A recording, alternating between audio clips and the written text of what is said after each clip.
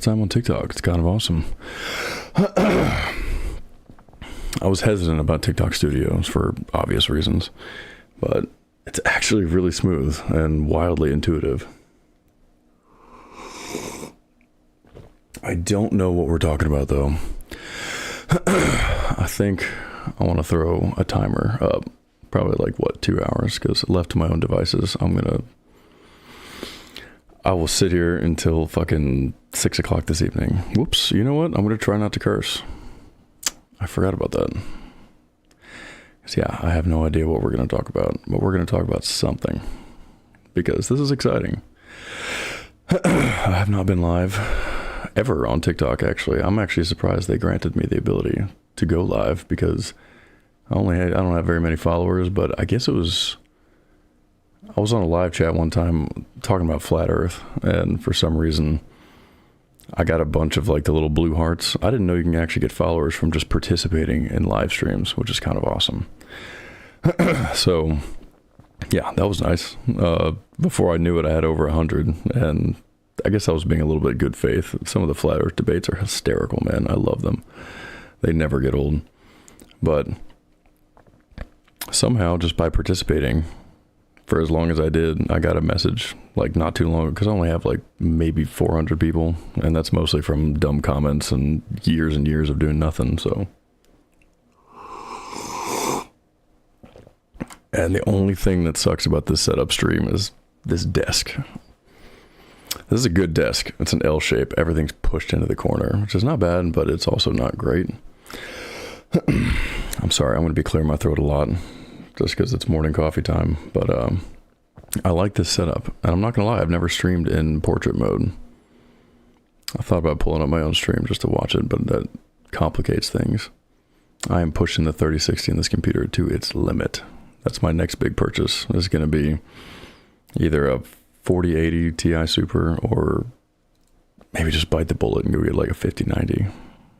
I can't really afford one right now though, because I'm about to hook my nephews up, because they're getting PCs for Christmas, and I'm going to trick those dudes out and hot rod them as much as I possibly can.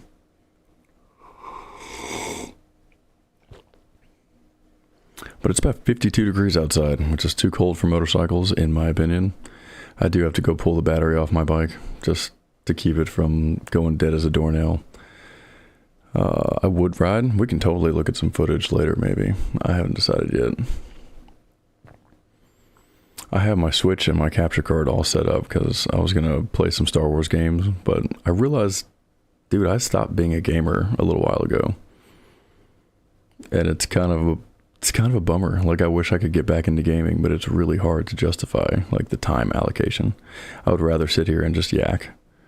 And this is funny, I am toggling back and forth between Twitch and the TikTok camera. That's kind of awesome. Now, this is also a test, because I want to find out if my chat notifications actually work, because I can't tell you how many times I've streamed only to find out that either the notifications don't work and I'm missing chats left and right, or the audio is turned off, or something stupid like that. I've done that so many times before, it's insane. So that's what took us so long getting up and running. But right now we are going wide to a couple of platforms. I'm so curious about Rumble though. I don't want to check it. I do want to check it. Let's do it. Because I don't want to be one of those streamers that's like, oh, I'm going to be on my phone the whole time. No. Okay. So I was looking at Pal World stuff earlier, and these videos tend to autoplay. But I want to see if my Rumble credentials are awesome, because Rumble is a legit platform. I don't mind it at all. But I've been sleeping on it, you know what I mean? Like, it's one of those things that you forget about it until you're done going live, and then all of a sudden you're like, oh damn it, that would have worked really well.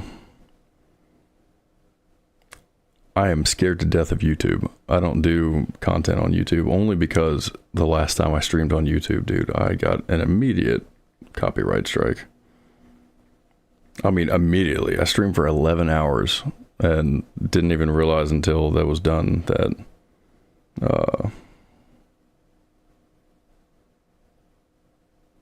oh yeah, we are not live on Rumble. Whoopsie.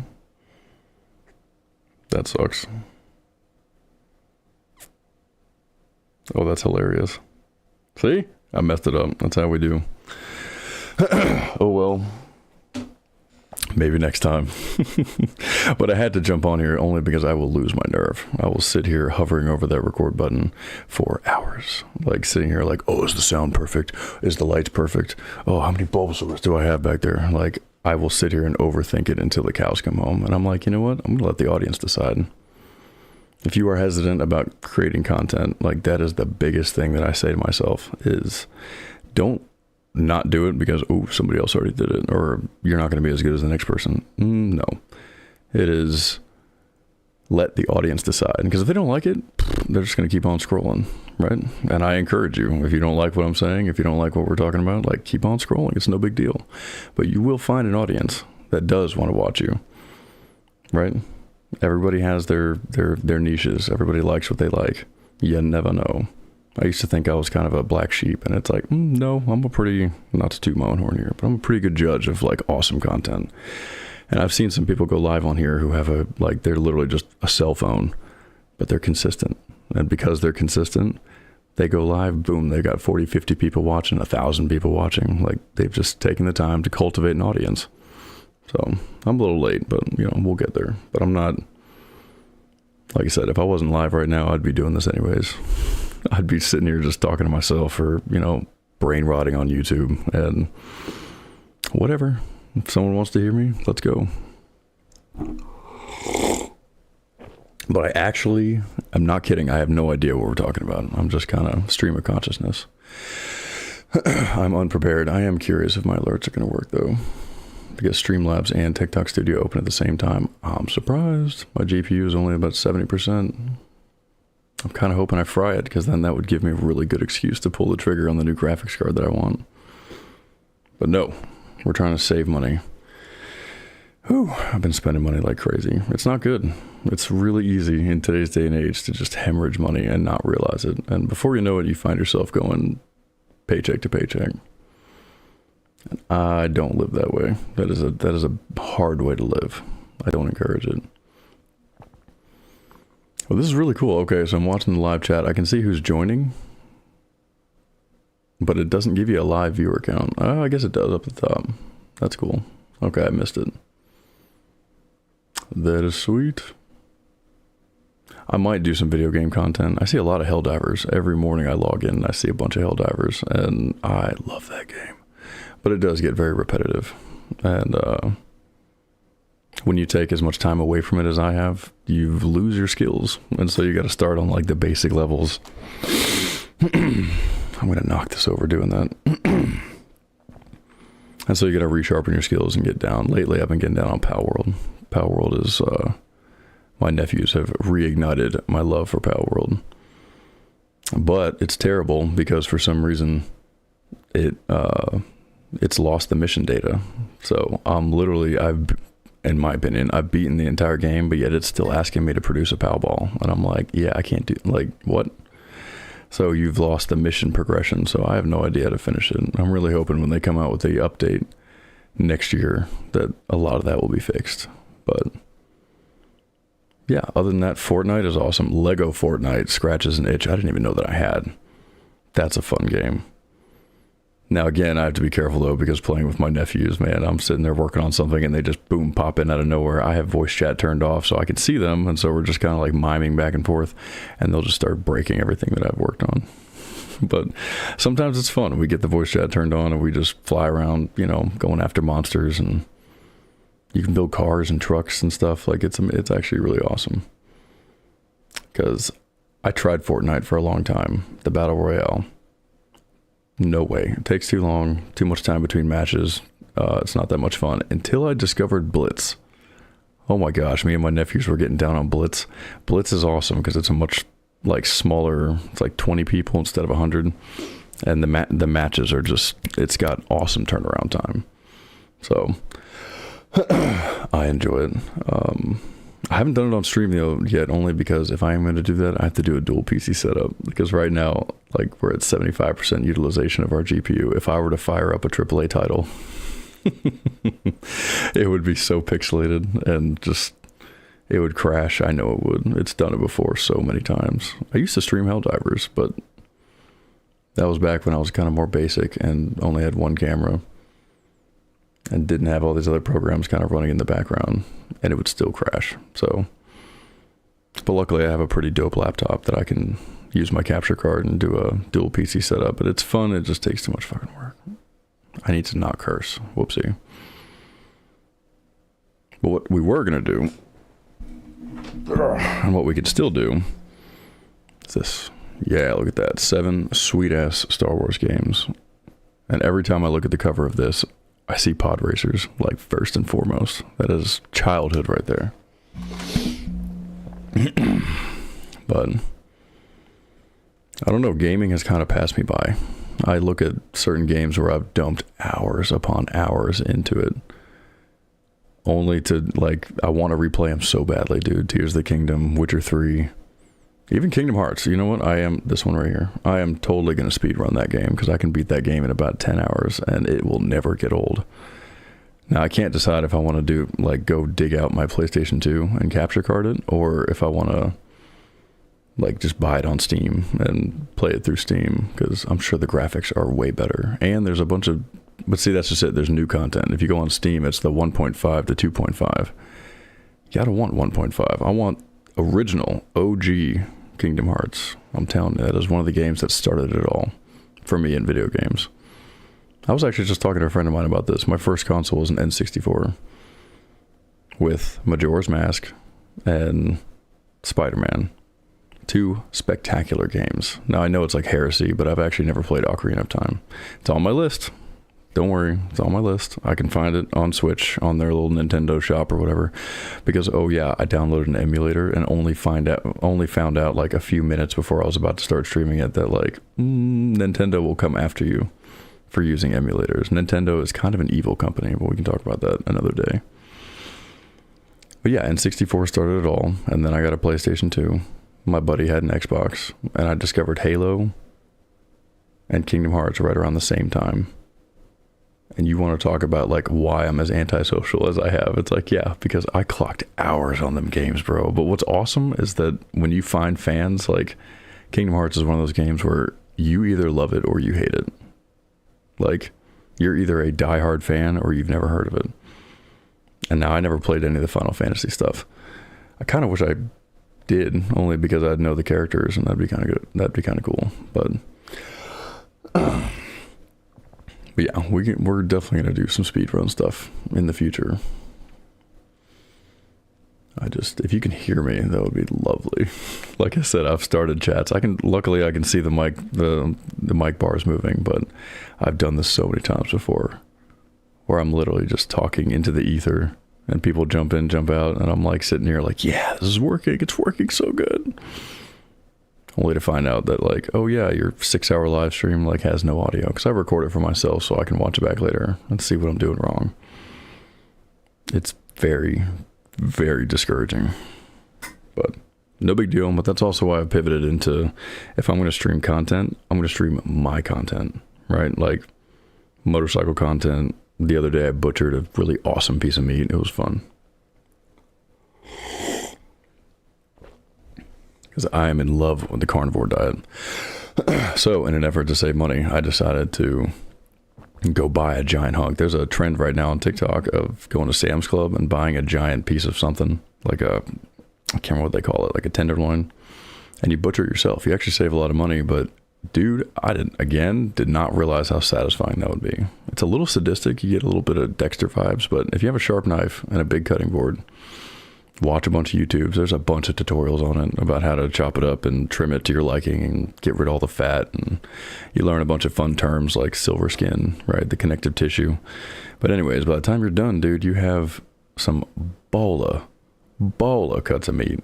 Like, my fridge is stacked. Now, I paid way too much for mine, so the whole saving money aspect of it was very counterintuitive. But it doesn't matter. It was a good learning experience.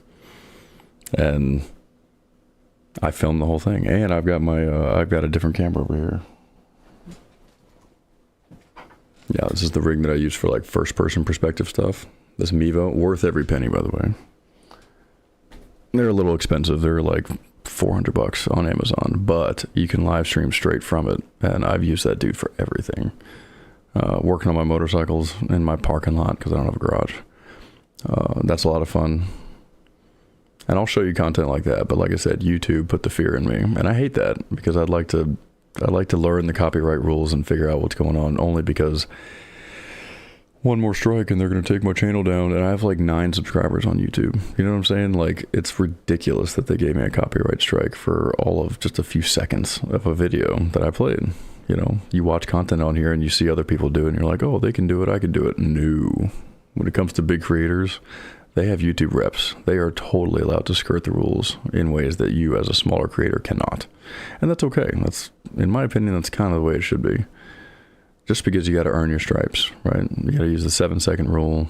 It has to be transformative. I'm not a big fan of bootloading. I would love to start a reaction channel, but it is so saturated. Like, reaction channels are great, right? They are, but at the end of the day, it's kind of cheap. I enjoy them, don't get me wrong, but it's cheap. That's somebody else went out of their way to make a video and you're just kind of yucking it up, muted in the corner, and you turn around and repost it. And depending on your following size, you might get more views and monetization from it than the original creator. So I don't like that. But if I make YouTube videos doing review content, I always make sure to shout out whoever it is as much as humanly possible. But like I said, we don't do that yet. Right now, we're just, we are YouTubing it up. I'm kind of deciding whether or not I want to actually show some footage on here or not. The portrait mode is interesting, only because like there's a lot of empty space to utilize. And I see in my next window over, I have YouTube Live open just so I can see what other people are doing and see what it looks like. But yeah, I don't know. I'm gonna do baking streams. Some more meat videos, and I'm gonna really try hard to do live stream from the motorcycle. That little rig I just showed you, I'm actually gonna wear that next time I ride my motorcycle. I want to see how it works, because it's not an action camera. It's not really designed to be used as an action camera, because trust me, I've tried to modify it to my helmet 100 times and it's just heavy and bulky and whatever, but I don't care. The idea that it has the ability to go live and it's all contained into one camera is awesome. I just can't figure out the audio. And what's the fun without audio? Now, some of the routes that I ride, the signal goes to crap, so you have to be conscious of that. But I'm not worried about it, man. Yesterday, I spent like 2.5 hours taking all the notes from my watch, right? Because like in the morning, my most creative hours are from 5 to 7 a.m., right? I just driving down the road, just inspiration will hit you out of nowhere. And you can't exactly take notes while you're driving, right? So I will hit the voice app on my watch and just say whatever it is, and it'll dictate it into a text. And I didn't realize how full it was until I like finally checked it out yesterday. Come here, you. Yeah. Look at this.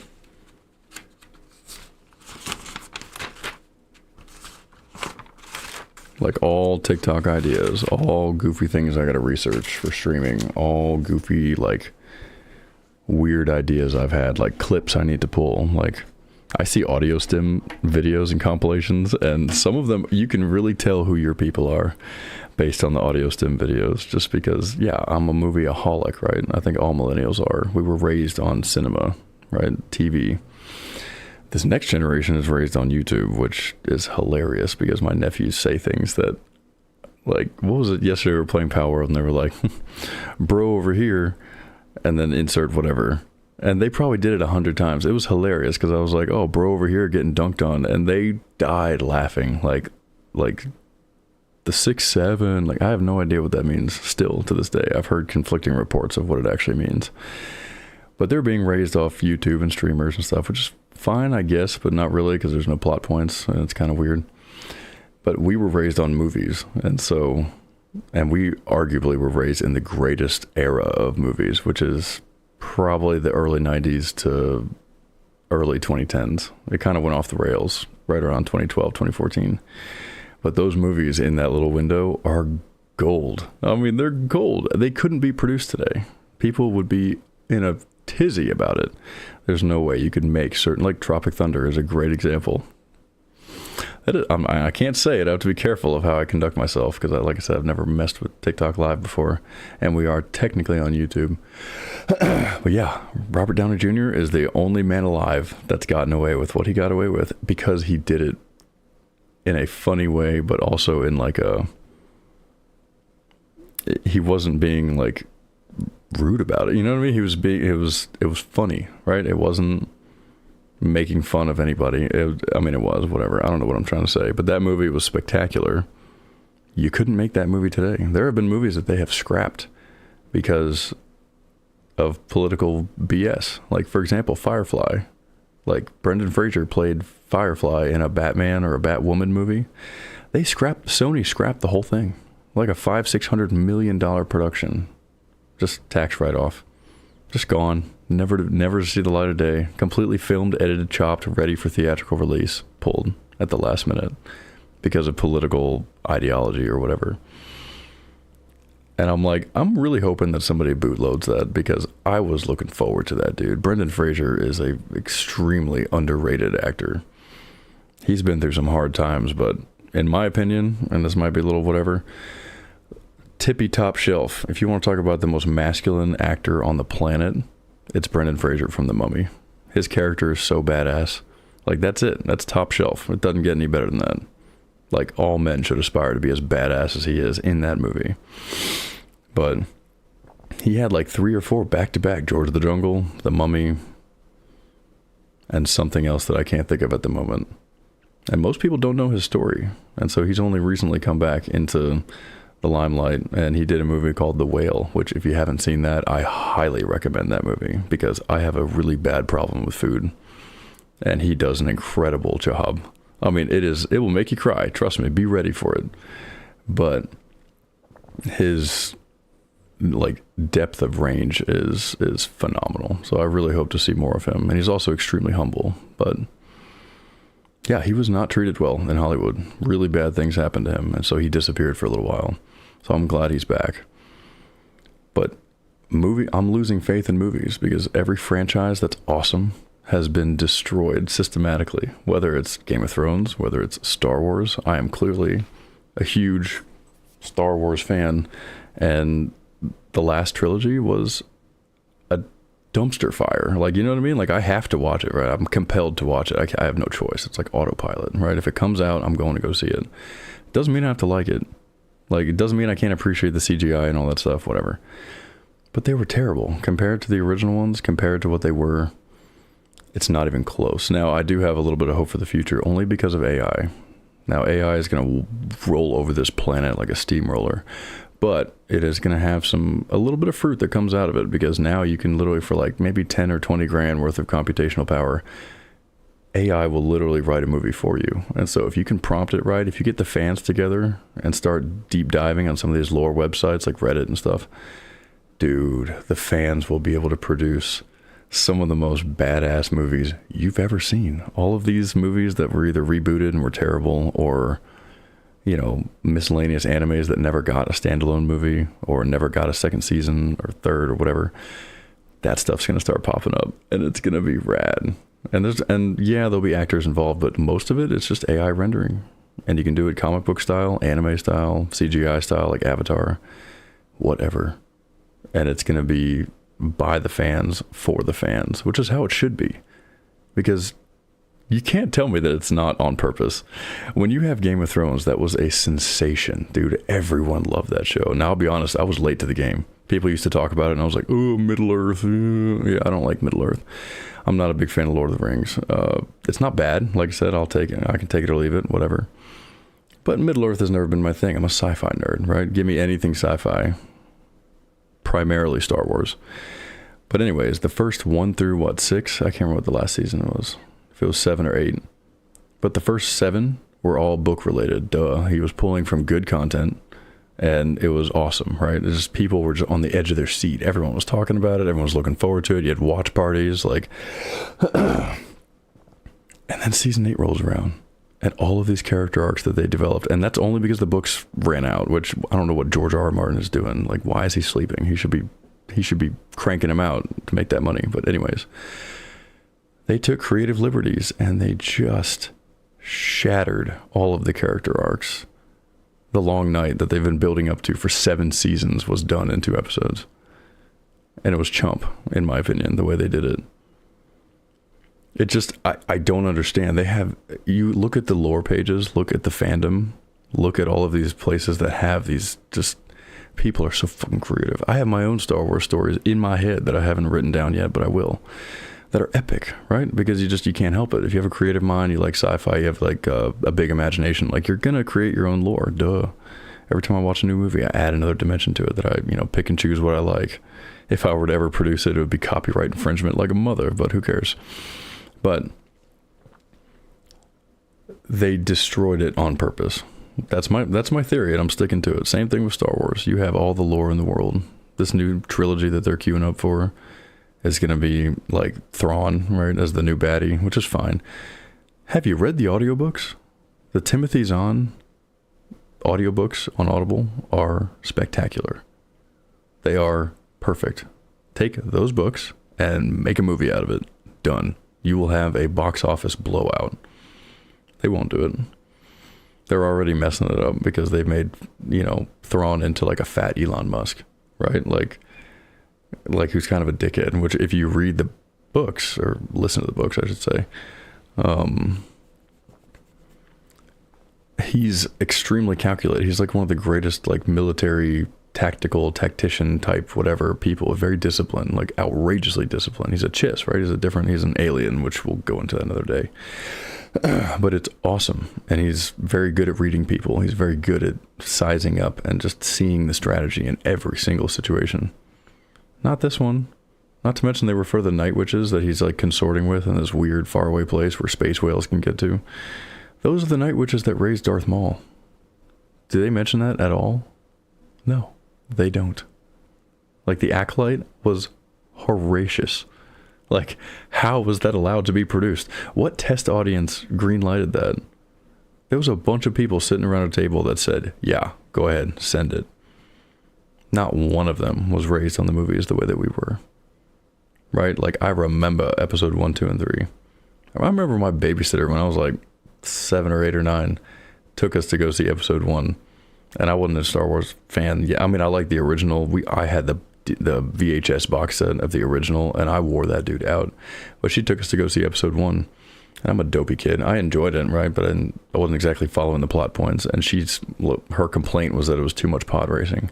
So when people ask me about it, that's what I would say. Well, it was too much pod racing. Yeah, right. A few years later, I watched that movie like on my own, and I'm like, that's why we like George Lucas. George Lucas is a gearhead. That is a throwback to like American Graffiti and some of these other incredibly awesome movies that he's made. But episode 1, oh my God, to be an adult and see that movie in theaters on like opening night, dude, you couldn't recreate that if you tried. Like, when you watch those videos, and again, it's hilarious because back in the day you had to have like an over-the-shoulder like film camera to be able to capture stuff like that. But I don't think we're ever going to have that again. Like, and if you got to do that, I'm so jealous. You have no idea. That is so amazing. Because I don't think we're going to have that again. Everything good that is produced turns to crap. What's the most latest example? Come on. I know you know it. The Witcher. All because of creative differences. They have all the fandom. They have all the books. They have all of this plentiful resources to pull from. And they wouldn't do it. And they fired Henry Cavill, the one and only. He is my Witcher forever. I'm sorry, but the lesser Hemsworth is never going to be the Witcher, in my opinion. Not even close, dude. And the TikToks about it are spectacular. Chef's kiss. They are so funny. Because it's true. He's a ridiculous cast. I can think of at least 3 actors that would have done it better. Like Michael Fassbender would have been a better actor, a better one. Francis from Deadpool would have been a better one. And I had the other one. I can't remember what his name is. But it doesn't matter. They didn't have to do that. And when you look into it, when you read into it, it literally says creative differences. Henry Cavill was a nerd about the game. So am I. The game is spectacular. I'm totally going to stream that at some point. But again, that's another game that I sunk like 150 hours into that I really don't want to do that again, but maybe. But he was such a fan of the books and the games that he wanted to keep it pure. He wanted to keep it as close to the source material as possible. And the directors and producers were like, nah, sorry, dude, we're going to go a different direction. And he was like, okay. And he left. He left money on the table. He could have swallowed it for the paycheck, and he didn't. He didn't. Come on, man. Like, that is absolute. That's GOAT. That's GOAT material right there. 100%. And I hope that they realize the error of their ways, because nobody likes this latest season. I really hope that they double his paycheck, bring him back as an executive producer, because there's a lot more to go. I've never heard the books. It's actually funny. I tried to listen to the books once and it didn't work. Hold on.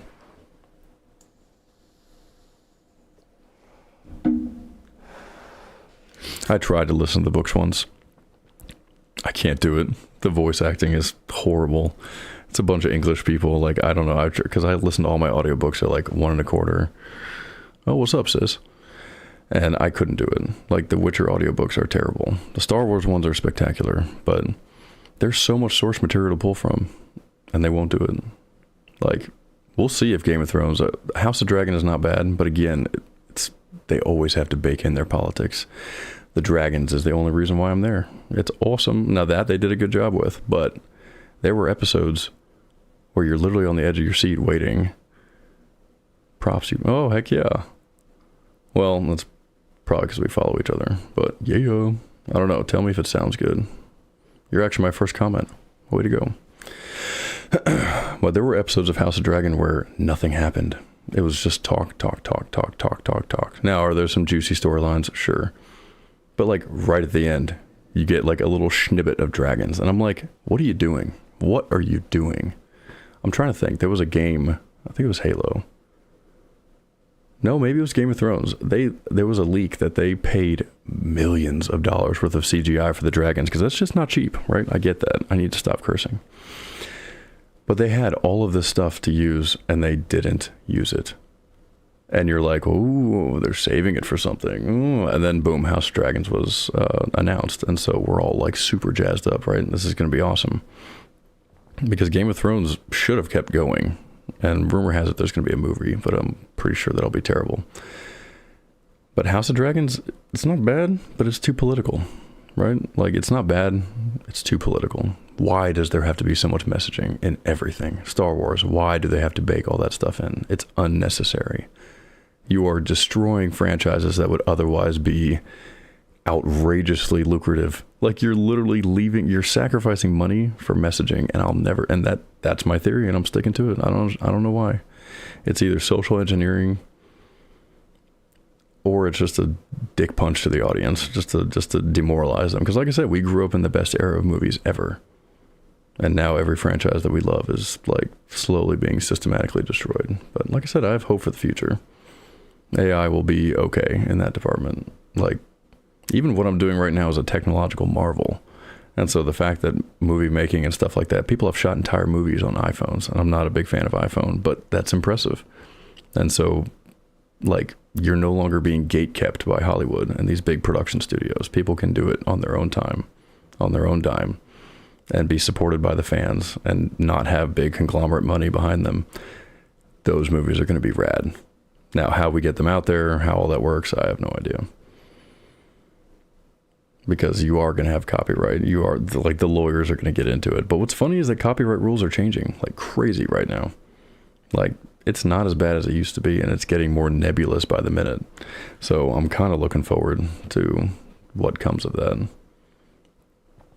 Because, yeah, I love Asmongold. That dude is fucking awesome. I've never watched his live streams because, in my personal opinion, he talks a little too slow. But I will watch him on YouTube all day long because he's very unfiltered, and I like that, right? Like, he's honest to a fault, which is awesome. But you turn him up to like 1.25, 1.5 speed, and like people get a lot of information through that dude. He is an OG on Twitch, man. He goes live and there's 50,000 people watching almost immediately.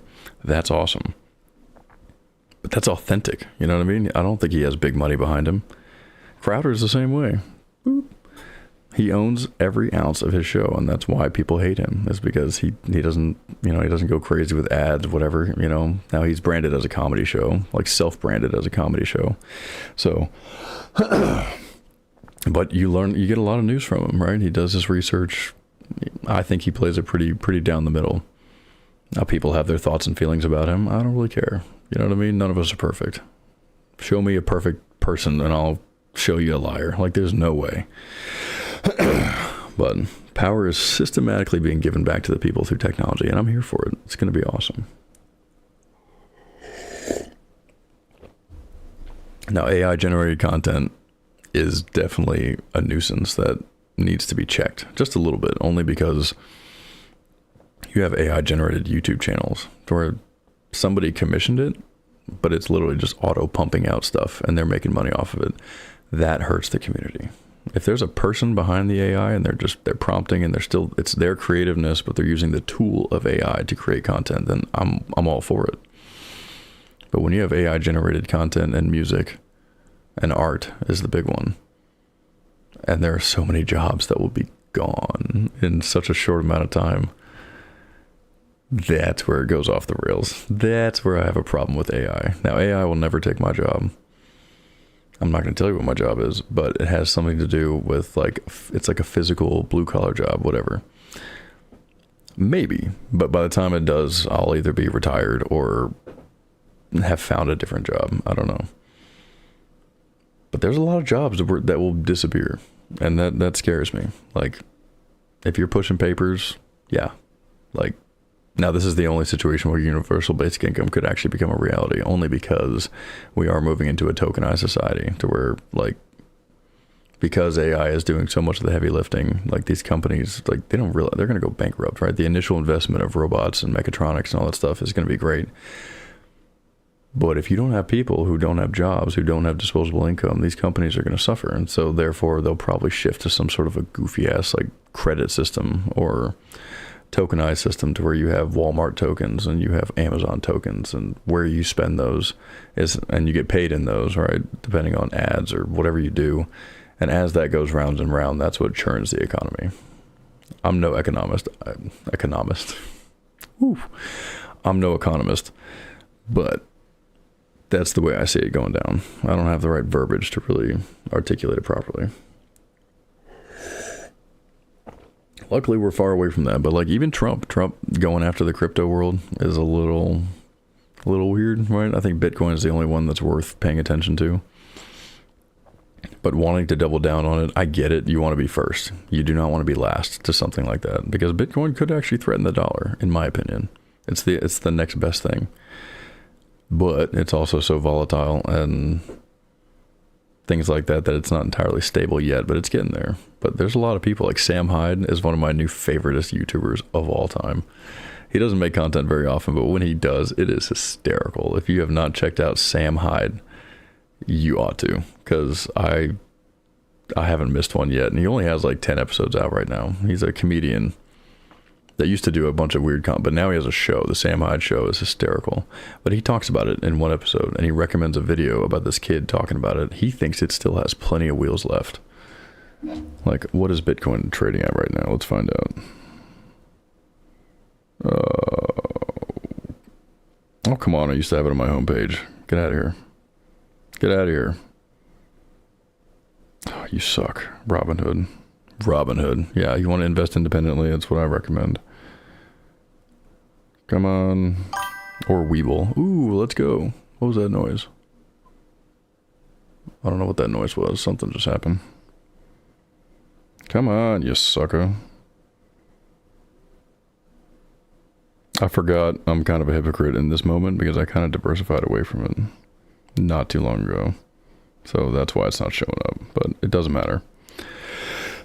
He still thinks it's got wheels, like it's right around 100, I don't know, maybe 130, right? I think is the highest it's been in a while. And so he thinks it could be 500,000, 1 million, 2 million. And I'm like, that's a little much. Like, I don't think you should dump your life savings into it right now, but I do think that it's going to have a lot of utilization in the future. Now, I just heard a little chime. I don't know if you heard that too, but that's usually a chat notification, but it didn't pop up on my side. So if somebody just chatted and I missed it, I apologize. Try it again. Let's see what happens.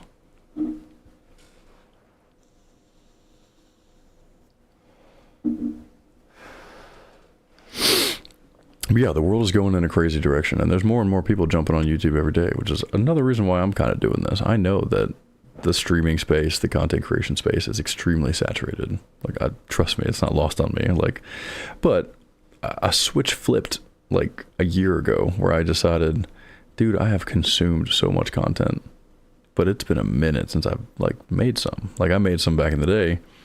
There was nothing. It was more to just share with friends, but I don't know. A switch just kind of flipped where I was like, I started watching people and I was like, I can do that. I have a sweet phone. I have a decent computer, right? Like, I know what works. I've learned how to, there's nothing you can't learn on YouTube. That's how I learned how to edit. CapCut is what I use. It's not the best. It's a little clunky, but it does work. It shows you the basics. And again, if you're like me, you don't realize how fun editing is until you're doing it. Like, once you're sitting there, it's like you're just, before you know it, dude, 4 or 5 hours has gone by and you're like, oh my God. And you're just trimming the dead air, right? Like, I will talk until my voice goes hoarse. I try my best to keep the dead air to a minimum. But there are plenty of creators out there that don't do that. That will sit here and just stare at the camera and just wait for someone to pop in and say what's up and, do what they do. My goal is to kind of take these recordings and clip them up and make short form out of them. But no, today is just a test, so we're probably not going to do that. But yeah, if you have the bug to make content, do it. That was the switch that flipped, was that I was like, I want to stop consuming content and I want to start creating it. Like, my go-to search engine is YouTube. Like, my truck has electrical issues. I can't find a video on how to fix it. So guess what? I'm going to figure out how to fix it, and then I'm going to go ahead and make that content. I saw a gap in the internet. I'd like to go ahead and fill it in, contribute. Because if you're searching for it, Lord knows somebody else is searching for it. I need to get a mute button for coughing. That would be awesome. This stupid microphone has a mute button, but I can't get it to work right. So that's my co-host over there. He doesn't say much. But I love that microphone because of its functionality. I hate that microphone because it is twice as expensive as this one. This is a $50 hauler off Amazon, and it is Old Faithful. This one has never let me down. And yet, for some reason, I'm very good with technology, but there are times where I am terrible with technology. I can't tell you how many times I was about to go live and just trying to figure out my audio issues and putting filters on this microphone and things. Like, I ended up spending 2 or 3 hours watching tutorials about how to set up a microphone and playing with the settings to where by the time I got it where I wanted to, I was like, well, I'm too tired. Maybe tomorrow. And it's like, no. My whole goal is to have all of this literally just point and shoot. Have it all set up to just click, click, click. The fact that I can have TikTok Live Studios and Streamlabs running at the same time is awesome. And we're only at about 70% on our GPU. So that makes me happy. But I overthink it. I feel like most people do. I was like almost not hyperventilating. That's a little dramatic. But I was literally sitting here like, and then I finally was just like, what am I doing? Click. Like, who cares? Like, Jiminy Christmas. If you don't like what I'm saying, you're going to scroll on. No big deal. But if you do like what I'm saying, you'll hang out, stay a while, chat with me. Let's talk about whatever you want to talk about. I'm unprepared, which is why I'm doing that. In the future, I will have things to talk about. But this was just a test, just to kind of see what's going on. But yeah, technology is amazing. It's very available. Anybody can do it. You just, again, YouTube. I've learned everything from YouTube, from building PCs to setting up cameras to getting everything initialized to making it run smooth, protecting yourself with a VPN. If you don't have a VPN in 2025, you are doing something wrong.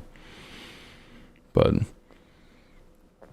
it is a lot of fun because, like I said, I see TikToks that I love that I'm like, ooh, that's good, but I can make it a little bit. Like, in my brain, I'm like, ooh, I think I can do that a little bit better. And so that's the whole point here. But I also don't like, if you want to live that creator life, you have to literally film everything, because you're going to leave 90% of your film on, I say film, that's such an antiquated term, but you're going to leave 90% of the footage on the floor. Like, only about 10% of what you film actually makes it to the internet. I learned that the hard way with motorcycle videos and kitchen videos and cooking videos and tutorials and things that I've made in the past. So it's a bit of a labor, and you have to be that guy that just is not afraid to pull out your phone and film stuff, which most people are just shameless, right? No one cares. Right? That's another decent thing about technology, is that there is accountability around every corner, because now everybody has a camera that's hooked up to the internet. It's kind of awesome. There's a lot of social correction going on. I love Karen videos. I will watch Karen videos until the cows come home. Watching people get arrested is wildly satisfying.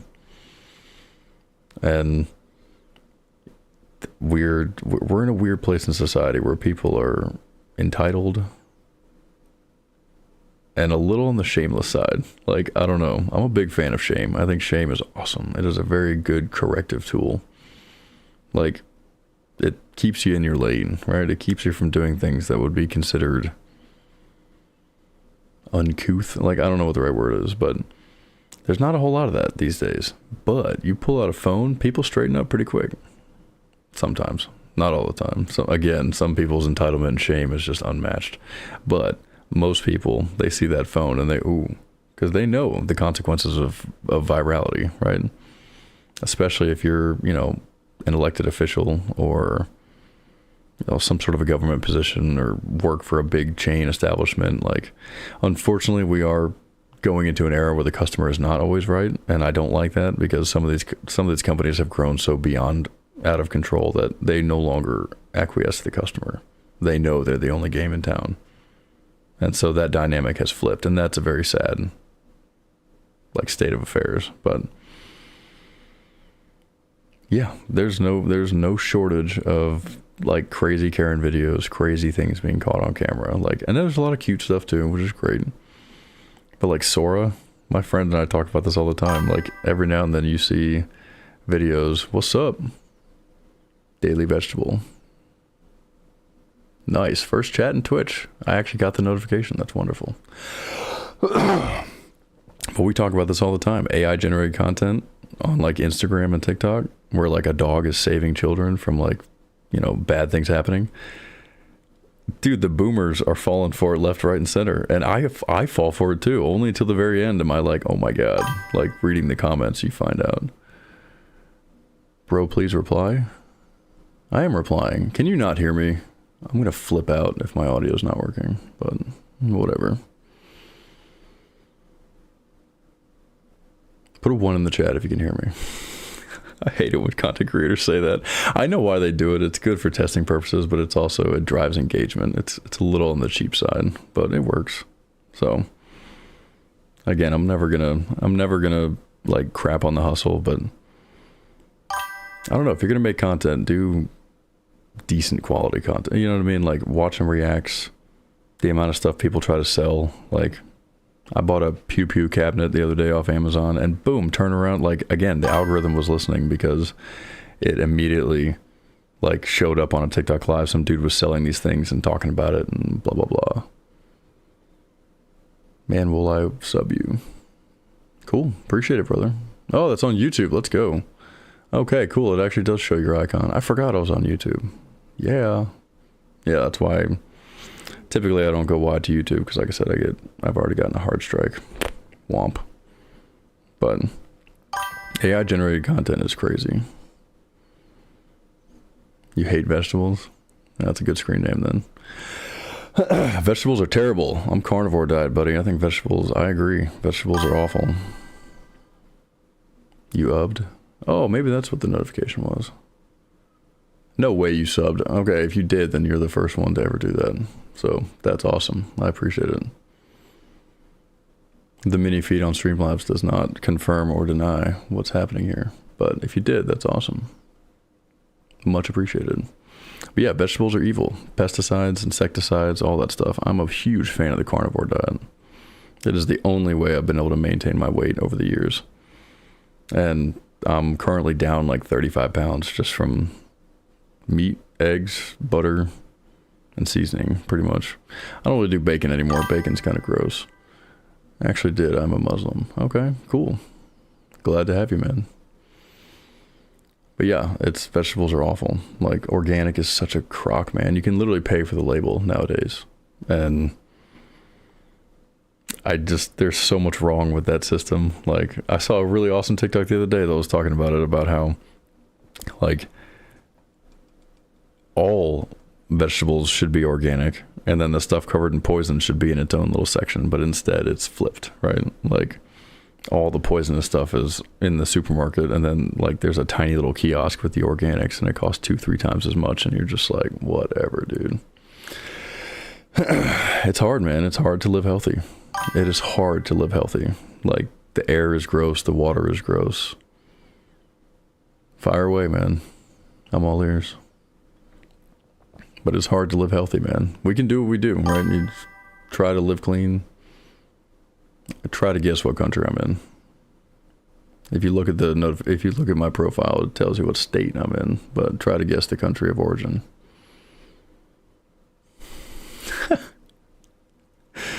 Is this my live stream or your live stream?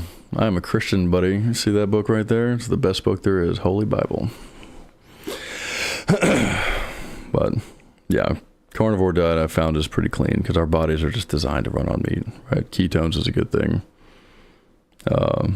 It's hard to get there and stay there. It's a very restrictive diet. Most people can't hang. I can't hang from time to time. I mess it up constantly, but it takes about 3 days to get back in. But when you pair it with fasting, dude, I'm telling you, it supercharges your efforts. You'll feel like $1,000,000. You'll start sleeping less, which is actually a good thing. You feel more well rested, and it's one of those things where you just feel like $1,000,000. Like, it's like a natural form of Ozempic. The food noise goes away, right? Like, your skin clears up. Like, you feel better about yourself. And so with Thanksgiving being 2 days ago, or yesterday, no, 2 days ago, yeah, it was not good. It was, we went off diet pretty hardcore, and actually did film that. I mukbanged it. I had like 8 chicken pot pies. It was awesome. Now, they were small. They were from Sam's Club. They were about yay big, but we baked them up, and I think I got through 5, had a couple of drinks, and then ended up doing the other 3 right before bed, which is not a good idea, but it happened. It's fine.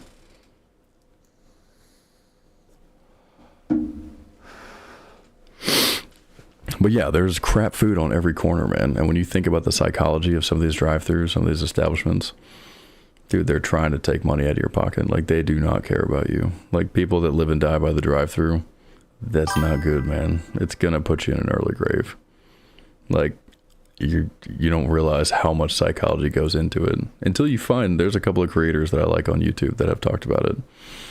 And it's a little ridiculous, right? Like, they have scientists and engineers that come up with the color scheme, the drive-through format, like locking you in line, like what to put on the menu first to draw you in, to get your attention, how to upsell you, like subconsciously, to where you'll just spend all your money at a drive-through. And it's been such a slow creep that, like, drive-thrus used to be relatively affordable, right? $1 menu, blah, blah, blah. Not anymore, buddy. I go through a drive-through, like, it's a $20 bill minimum. And it's so unsustainable. And most people, it's so normal and baked in that that's just what they do. And it's not good. I don't agree with it. Like, I try not to go through a drive-through. Panda Express is my drive-through of choice. But when you look at the chemicals, bro, you go to Europe, like, I don't know what country you're from, buddy, but yeah, I bet you your country has probably better food laws and restrictions on the books than USA. Like, it's bad. Like, the irony of that too. Like, I am a firm believer that we are the most advanced country on the planet, and yet somehow we are allowed to have stuff in our food that every other country has outlawed. And I just don't get it, man. It's not good. You know what I mean? Like, and luckily through social media, through certain campaigns, like, people are starting to turn that around, right? People are hip to it. People are wise. But it's also directly correlated to the fact that, like, you have people that are, like, getting hip to it, but then you also have people that are brain rotting, and so it kind of balances itself out. But arm yourself with education, man. I can't tell you how many documentaries I've watched about sugar, you know what I mean, about artificial food coloring, about all of these things that just, if you just learn about them, you will start to build routines in your brain to where you will not, subconsciously, you will not want to put that in your body. Now, obviously, cravings hit and they hit hard and it sucks, whatever, you get over it. But to do it on a regular basis, like, no. Nope, we were designed to move. We were designed to exercise. You know, we were not designed to eat every couple hours, right? Feast and famine, that's how it's supposed to be. Have a challenge? What's your challenge? I'm curious. But yeah, arm yourself. There's nothing you can't learn on YouTube. There's nothing you cannot learn on YouTube. It's insane. Like, and once you learn things, it's hard to unlearn things. Trust me. I'm a big old conspiracy theorist, right? That tinfoil hat is not big enough. And there's a bunch of stuff that I wish I could unlearn. But once, oh, that was my stomach. Did you hear that? See, I haven't eaten this morning. We're fasting, right? I ate yesterday at around 4, and it's now almost 10 o'clock. So it's been a little over 14 hours or 16 hours. Feels great, right? Like, fasting is awesome. It allows your stomach to heal. It allows your digestion tract to clean itself. It allows your blood sugar to normalize, right? Your liver enzymes to normalize, just all these different things, as long as you hydrate, right? I'm still drinking morning coffee, which is not that great because it is a diuretic and it makes you have to pee a lot, so you'll be dehydrated, but I also have my water over here, so it's fine. But yeah, don't eat, move more, and you'll look great, and you'll feel better about yourself. Unfortunately, the world around us encourages us to do the opposite. Sit at your computer, watch YouTube videos all day, DoorDash some junk food to the house. You know, don't learn how to cook. Just let someone else cook it and send it to you overpriced. Like, no, learning how to cook is an art that is going away. That's why I love carnivore, is because you kind of have to cook your food every single time you want to eat. So it becomes a ritual. It becomes something special. Something that you dedicate time and energy to. It's not just some throwaway, like, go through a drive-through. And back in the day, I used to go through the drive-through and just whip right back into the parking lot and just wolf it right there in the parking lot. And it's like, no, that's not, like, take joy in your food. You know what I mean? Like, take joy in as many things as you can in your life, because it goes by quick. And to nourish your body, to eat, to put fuel in, like, it shouldn't just be just something that you do, right? Like, and trust me, driving for all the years that I've been driving, like, it's real easy to just sit there and just wolf out of boredom. Or, dude, when I get big sad, we take it out on food. Oh yeah, I have a horrible problem with food, dude. That's why I like carnivores, because you can't overeat on carnivore. There's no amount of steak and eggs. Like, you will get the meat sweats. You will be literally, like, huffing and puffing. Now, I've eaten 12 eggs. That was a standard meal for me for like 2 weeks ago. Every night, 12 eggs. I'd fry up 4 of them, eat those while 4 more are frying, eat those while 4 more are frying. By the end of it, dude, I am like, again, I hadn't eaten in like 36 hours. And so I'm as hungry as humanly possible. Not anymore. Literally about 12 minutes worth of cooking, and I am fat and happy. I am more satisfied than you could ever be, right? Season them up real good, and you're good to go. And it's awesome. I mean, that's a lot of animal protein, so you have to hydrate, right? You don't want to accidentally give yourself a kidney stone or something. But again, I've never felt better. I think it's a myth. Fiber is a myth. I think it, you know, they used to think that the reason why fiber, pretty much what fiber is, it's all the stuff that your body cannot break down. And so therefore it has a way of pushing things through your intestinal tract that would otherwise maybe not move or stay, or, you know, get lodged or whatever. I don't fully understand. But they were like, oh, you die if you didn't get enough fiber. No, that's not true at all. I don't think that's true at all. And like I said, I've been carnivore. I think my best streak ever was like 2 months. And not only did I lose a tremendous amount of weight, gained a lot of muscle definition by not doing anything at all. For a man, it's really good for testosterone levels. But I felt like $1,000,000, dude. Like, no vitamin deficiencies, no nothing like that. Coffee, meat, butter, eggs. And I will say 5 hour. 5 hour energies are probably the only artificial thing that I put in my body, because they're delicious. And because early in the morning, once I start my job, they get the juices flowing, right? There's something to be said, and someone needs to investigate why B12 and B6 do what they do. Because I'm telling you, man, early in the morning, I crack one of those dudes, and within seconds, I'm like just doing what I'm doing right now, except to myself. Just talking out loud, just working through things, just like discussing whatever there is to discuss, working it out, which there's a lot to be said for that. Talking out loud. People that have an inner monologue, I'm extremely jealous of you, because I don't have an inner monologue. I have an outer monologue.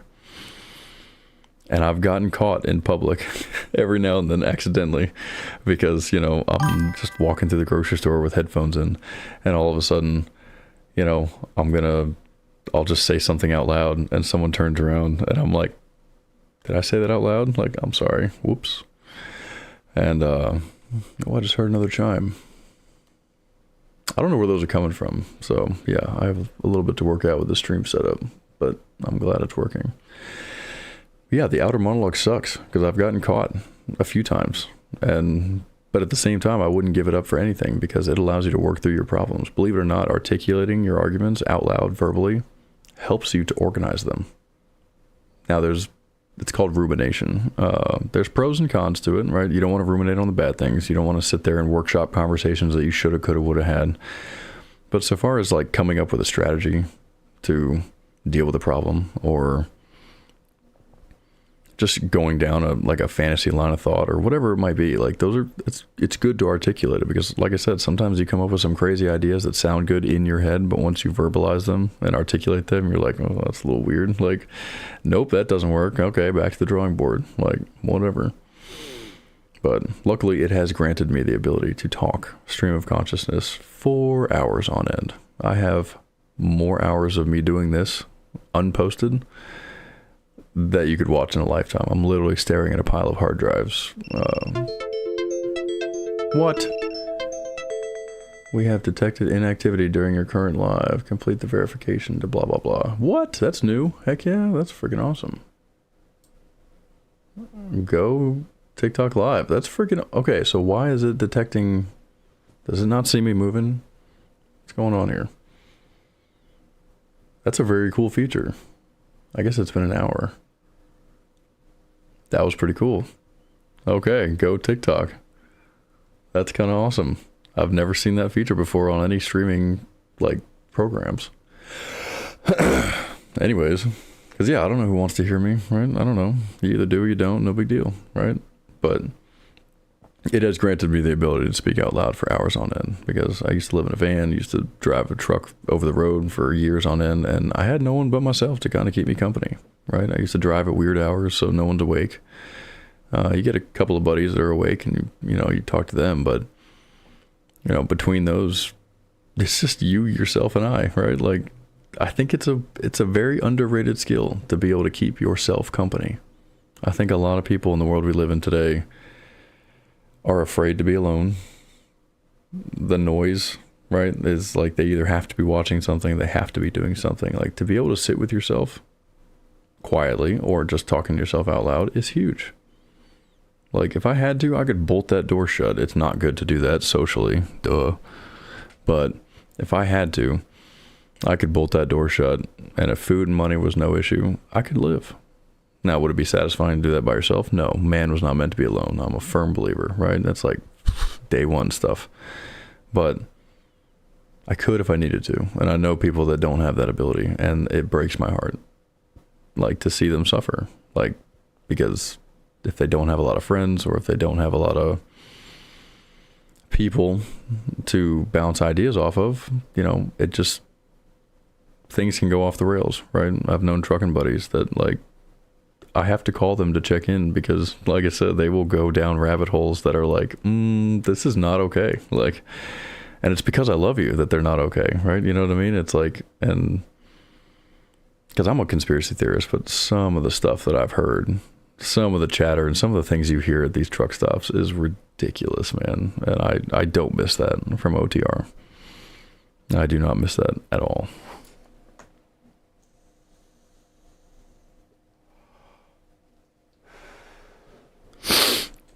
But yeah, It's good to talk. Cut the dead air out. I see a lot of people stream that they're just staring at their phone or they're watching and reacting, and they're not doing anything. They're just kind of chilling.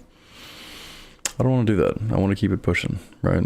Like, you'll notice my background. If you can guess how many Bulbasaurs are in my background, I'm going to give you a huge thumbs up. Because I like streaming. I know most of the time nobody's watching. It doesn't bother me. I take this footage and I turn around and I do what I will with it, but it's also good to record yourself. I haven't been online in a very long time. And of all the time I've been recording myself, only like maybe 2% of that content has ever made it to the internet. But it's good to record yourself, dude. I have video recordings of me from like 10 years ago because I lived in a van for a little while, which was awesome, by the way. Highly recommend, 10 out of 10.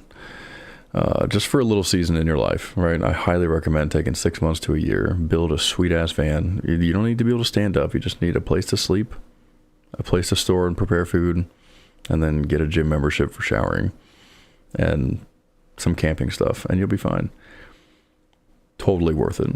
Go explore, keep it on the cheap. You can do it on a budget. It's 100% worth it. There are plenty of people that do it in their cars. That I could never do. I'm sorry, I'm a big dude. I'm like 6'3". I need to be able to stretch out. If I can't stretch out, it ain't happening. But I've recorded myself over the years, just yakking going down the road, and I look back at that footage and I think about what I was talking about. I think about, oh, thank you. I appreciate it. What is wrong with my chat? Okay, so I can see it on the preview, but I don't see it on the whatchamacallit. Thank you for that, chat. Oh, I gotta fix that. How do I do that? Ew, hold on. I might have a wee bit of, let's hit refresh and see what happens. That was a very nice chat. I appreciate that, buddy. Okay, well, I guess I just have to catch it in real time as it pops up on screen. But yeah, I've recorded myself over the years, and you look back at that footage and your hair changes, right? Your face changes, what you were yakking about at the time, because trust me, I've recorded all of it. The bad days, the good days, everything in between. And it's so funny to look back at what you were crying about 10 years ago, 5 years ago, 12 years ago, to see how you've changed your style, your all of it. And so it's worth it to record yourself, because this might be a little morbid, but like, if something were to ever happen to me, I always tell my friends and my family, I'm like, dude, I don't care. Sell everything, right? Like, you can't take it with you. Like the rust is going to take it, the moth's going to eat it, the thief is going to steal it. The only thing I want you to take is the hard drives, because on those hard drives is all of my thoughts and feelings. There is more content there. You want to talk about being able to auto-generate an AI version of me? I have given my family more content to be able to feed into an AI machine to where it might be more authentic than I am right now. But it does. It has all of my true thoughts and feelings. When my nephews were born, talking about it, before I visit family, after I visit family, right? Times where I wasn't in a relationship, times where I was in a relationship, and all the pro cons about that.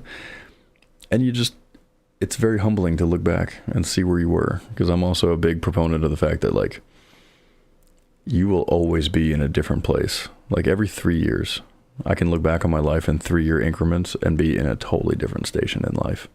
So whenever I get down or whatever about my current station, I'm like, dude, it's all good. This is just one chapter, right? Maybe I'll laugh at my former self because I always make mistakes that I always regret, but this is life. That's right. And it's not regret. It's a learning opportunity, right? Like, to ruminate on what you could have, should have, would have done, as long as you use it. Like, memory is a fascinating thing. It is a tool to be used so that you don't make the same mistake twice. But to ruminate, to fixate on things that went wrong in the past is not healthy. But to use it as a learning experience, to not do those things again and forge ahead, that's what it's all about. Right? There's actually a case where I know animals have memories, but not in the same way that humans do. I do believe that being able to remember things, right? Even history. People who don't know history are doomed to repeat it. That's why that saying is a saying. But like, animals remember if they touch something hot, right? They're dumb like that, right? They operate off instinct. But like, for us as like divinely inspired creatures, like, yeah, we can see where we went wrong. Hindsight is 20/20. And yeah, it hurt in that moment. But time heals all wounds, and as you migrate away from it, I feel like you get more and more clarity, and you decide who you are, what you like, what you don't like. Like, I was young and dumb. I made a lot of mistakes. I used to have some really goofy opinions about the world. Like, my priorities were all out of whack. I used to think the car made the man, right? Like, oh, I wasn't going to date until insert whatever. I wasted a lot of years doing that, chasing money, chasing things, because I thought things would get me the attention that I wanted. When in reality, I've realized now, you know, in my mid-30s, that like, the car doesn't make the man. It does not matter. None of that means anything. You can't take it with you, right? You can't. There are homeless people that are living their best lives that are probably some of the happiest people you've ever met. Now, there's a lot of homeless people that are not living their best lives, and for them, my heart bleeds, and I pray that they, you know, get back on the up and up. But you'd be amazed, man. The stuff you own ends up owning you, and people chase some really goofy things nowadays. The vanity in our culture, especially in American society, is off the charts. Like, it's off the charts. Like, when you look at the makeup industry, the fashion industry, the unrealistic body expectations for men and women, like, women talk all the time about how it's just them. I'm like, oh no, I'm sorry. Have you seen a men's fitness magazine? You think that's an easily attainable figure?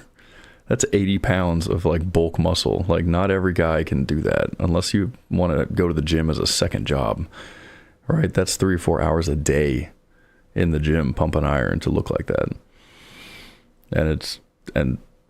But you see it in movies all the time, right? Watch the Marvel movies. Every single one of them, those dudes are jacked out of their mind. Are they natural? Who's to say, right? I don't think so.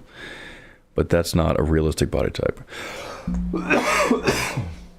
Excuse me. I need to have a cough button. That'll be my next thing I work on later today.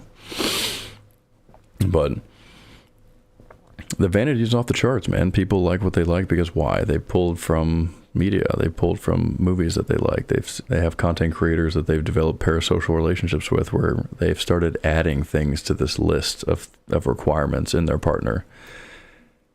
And before you know it, dude, you have built an amalgamation, a fantasy that is so like put together. You know what it reminds me of? The Truman Show, where he has that little project in his desk that no one can see, where he's like cutting out the eyes of certain thing in the magazines and like making a picture of that one beautiful actress. I don't know her name, but like, it's like that. We have picked and choose and pick and choose and pick and choose and pick and choose. Before you know it, you have built something that is not real. And even if you found it, it wouldn't be as satisfying as you think it is. Like, you wouldn't do it, right? People are weird, right? And it's good to be weird. I'd rather be weird than normal any day of the week. Like, any day. If you think that you're weird and ooh, like people are gonna whatever, go for it. Because I'm relatively antisocial, but like, my antisocial is like, oh, if I go to the bar, like the second I walk into that room, people are gonna be like, oh, what's he doing here? Okay, you can put that to bed right now, because if I'm already in that bar and somebody else walks in, it's never once crossed my mind as to who that person is, why they're here, what their intentions are. Like, unless they're like being all shady or whatever, like, I don't care, more the merrier, let's go. And so I apply that mindset that I'm feeling in that moment to other people. And if people are going to be weird and be like, oh, what is he doing here? Dude, those people are hurt, man. Hurt people. And, you know, you pray for them. You hope it gets better. You kill them with kindness as well as you can. I probably shouldn't say kill. Oh, I just said it twice. But you do what you can. Positive vibes, right? I appreciate that comment. Thank you. Yeah, that's what it's all about, man. Positive vibes. That's why I don't use Instagram, because everyone there shows off what they want people to see. Exactly. And Instagram is a really good example of the grand sifter that is social media. Only the hottest of the hot will rise to the top through engagement, because duh, people like what they like. But when you have Instagram models who are, I'm not going to lie, they are peak attractiveness, right? There's no disputing that. Like, there's a reason why they have risen to the top, because people like what they see, they hearted it, they followed it, they shared it, whatever. But I guarantee you that if you were to look into the day-to-day lives of some of these girls, some of these men, they're miserable, dude. They're on super restrictive diets. They are exercising constantly. They are constantly having to curate their photos and makeup routines and good lighting and good this.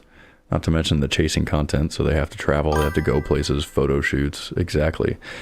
And, I mean, to have six-pack, do you realize, like, to have a six-pack is, yeah, it looks awesome, and it probably feels awesome confidence-wise, but, like, it's made in the kitchen. I mean, you are one Twinkie away from like having a mental breakdown. Like, it's not good. And yeah, they're fun to look at, but are they living their lives? Are they truly fulfilled? You are trading hours upon hours of your life and modifying your body for money. And to some people, it's worth it. But to me, no, it is not. There's nothing wrong with it. Some of the best channels I follow are the girls, like some of the Homestead girls that like, they make content. They're not wearing 1 ounce of makeup. That's a huge misconception, that like women have to put on makeup before they go online or go out in public or go on a date. It drives me nuts when I'm taking girls out and they got a full face of makeup and I'm like, dude, you don't need that. Oh yeah, I do. What are you talking about? No, you don't. That old cliche that you see online that like men think women are the most attractive when they're in sweats, no makeup, with a messy bun on top. That's 100% accurate. Like, I can testify to that. That's 100% accurate. Women wear makeup for other women. It's not for men.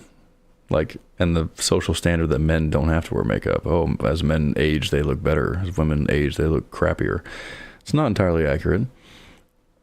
But when you spend your life coating your face in chemicals and harsh products, like I saw a TikTok the other day that was a girlfriend asking her boyfriend certain terms to see how much he knew about women, and one of the questions was, what's a waterline? And he had no idea what a waterline is.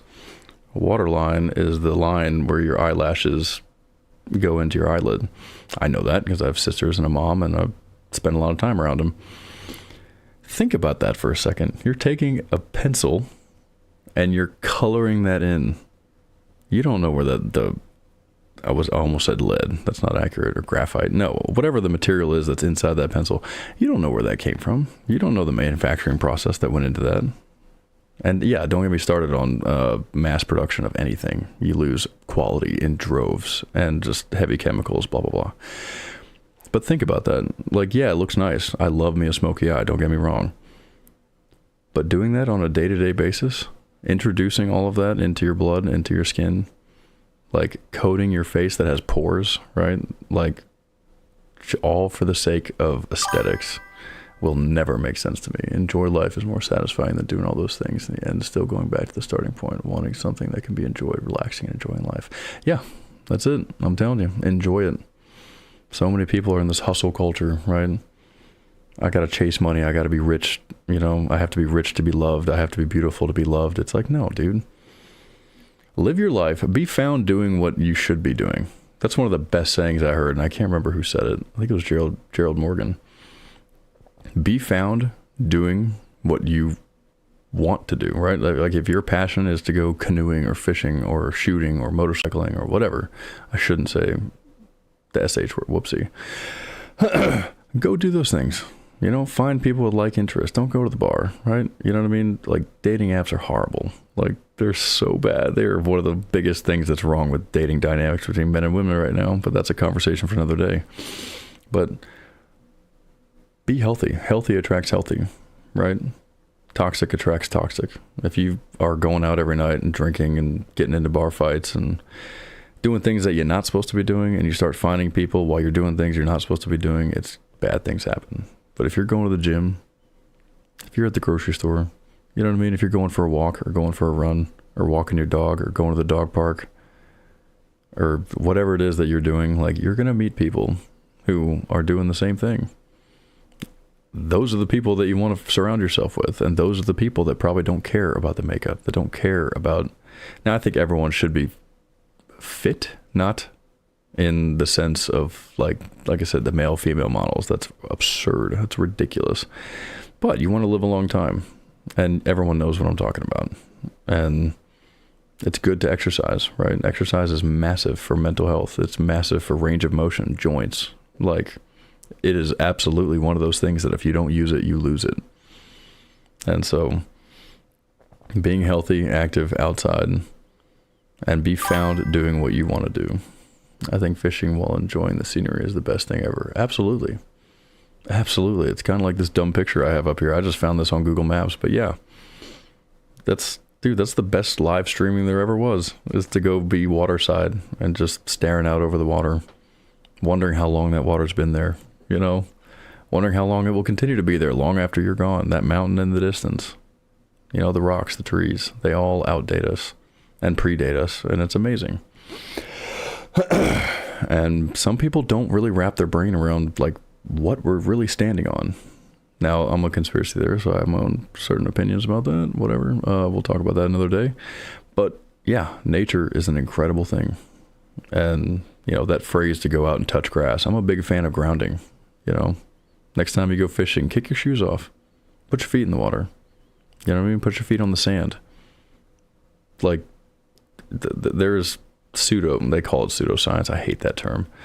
But there has been people that have studied it that talk about every cell in your body has a magnetic orientation. And when you're separated by rubber-soled shoes or house foundations or cars or whatever it might be, you lose touch with the earth. But when you ground yourself, when you do barefoot to bare earth, like there's a noticeable shift. And maybe it's psychosomatic, maybe it's placebo, who knows? But I like it, and I'm going to stick with it. And I'm going to tell people about it, because even if I'm wrong, it's a healthy mental thing to go do. So I fully agree with that. Camping, looking at the stars. I'm kind of bummed about the time change, because I used to take my break in a certain area where there are no city lights and you can see the ribbon, right? And it was so beautiful, and the shooting stars that are just constant, and it's magnificent. And it's incredibly humbling, right? Like, it's just to know what's above our heads, even though I don't really fully understand what is above our heads, and that's okay.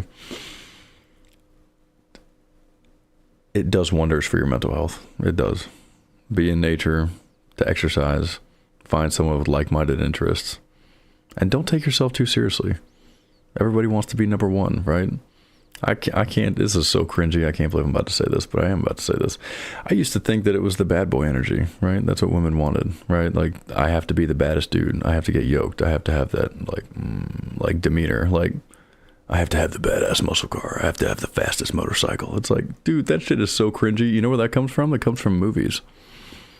Because, yeah, there are certain women out there that do appreciate those things. But guess what? Are they in happy relationships? No. Those are usually very temporary relationships, if you catch my meaning. And they're not good. And they leave a disastrous wake in their path. I am goofy, dude, and I like being goofy. Sometimes I feel suffocated when I'm in the city because I see the stars. And because of light pollution. 100%. 100%, dude. It's horrible. Like, some of these cities, like, you just see that big dumb glow on the horizon, and yeah, it washes out the stars, and you can only see the major constellations. But most people don't realize just how many stars are above your head that are viewable with the naked eye. It is impressive. It is a lot. And people owe it to themselves to just drive 50 miles in any direction out of your major city in the middle of the night on a cold, crisp, clear night. And just enjoy it, man. Bring a blanket, lay on the top of your car, bring a bunch of snacks, bring a friend, and just talk about life while you're staring up at the sky. You will never regret doing something like that. You'll never be driving home and be like, oh, we shouldn't have witnessed all that magical shooting stars. Man, we really shouldn't have done. No, it'll be awesome. It'll be a great experience. Even if you do it by yourself, who cares? And everyone in the city is always busy and forgets what they're living for. 100%.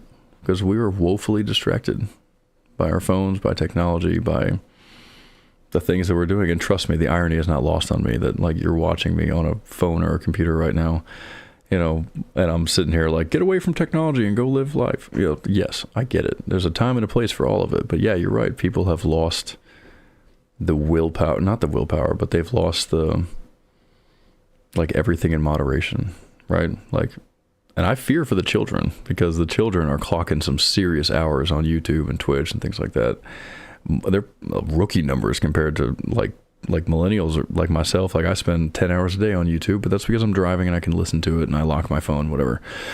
But some of these kids, man, you know, they want to live in the basement and play Fortnite, right? Like, if you were to offer up the idea of going camping, they'd be like, ew, gross. Why would I want to do that? It's like, why wouldn't you want to go do that? Let's go chop down a tree. Let's go start a fire. Like, let's take that axe that we just used to chop down the tree and throw it like a tomahawk and see how many times we can get it to stick in that tree over there. Why? Because it's fun and it's wildly satisfying when it does stick, right? Let's go buy a bow and arrow for no reason at all, just to go thump and just have fun. It's never going to happen. Like, oh no, you know what? I take it back. That's black pill. Nope, it is going to happen. You have to instill that, though, in people, right? They're not, most people don't realize they're distracted until it's pointed out to them, right? Until they see it, right? And unfortunately, social media is really having a super negative effect on mental health. I didn't even cross their minds to go out and camp because they didn't feel it.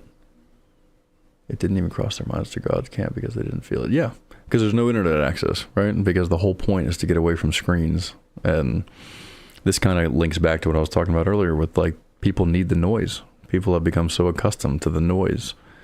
They always have to be watching something. They always have to be listening to something, because the moment that silence kicks in, like, all of a sudden, like, I don't know, you might get flooded with thoughts that you've been pushing off, and because your subconscious is always listening. That's one thing most people don't realize. That's why you should never say anything disparaging about yourself. There's nothing wrong with giving yourself corrective action, but when you call yourself dumb or call yourself, whatever, your subconscious is listening, and it will believe you. But if you tell yourself, like, oh, we messed up this time, but we'll do better, and this is the strategy, whatever, like, that's way healthier than just putting yourself down. So don't say bad things about yourself. But a lot of people have issues that they numb through brain rot content. Hi, I'm the problem right here, dude. I will listen to hours upon hours of Karen videos and people getting arrested videos. Why? Because it makes me feel better. Because I have problems that I'm not dealing with, but in this moment, I don't want to deal with them. I just want to feel better about myself. And so I will watch somebody on YouTube get arrested, and it's very, very satisfying, because that's only happened to me once. And it was a long time ago, so it's no big deal. But, you can't help but feel better about yourself. But am I dealing with my problems healthy? No. It is brain rot. Now I get it. Now, oh yeah, we're putting all the pieces together. Now it's coming together. Whoops.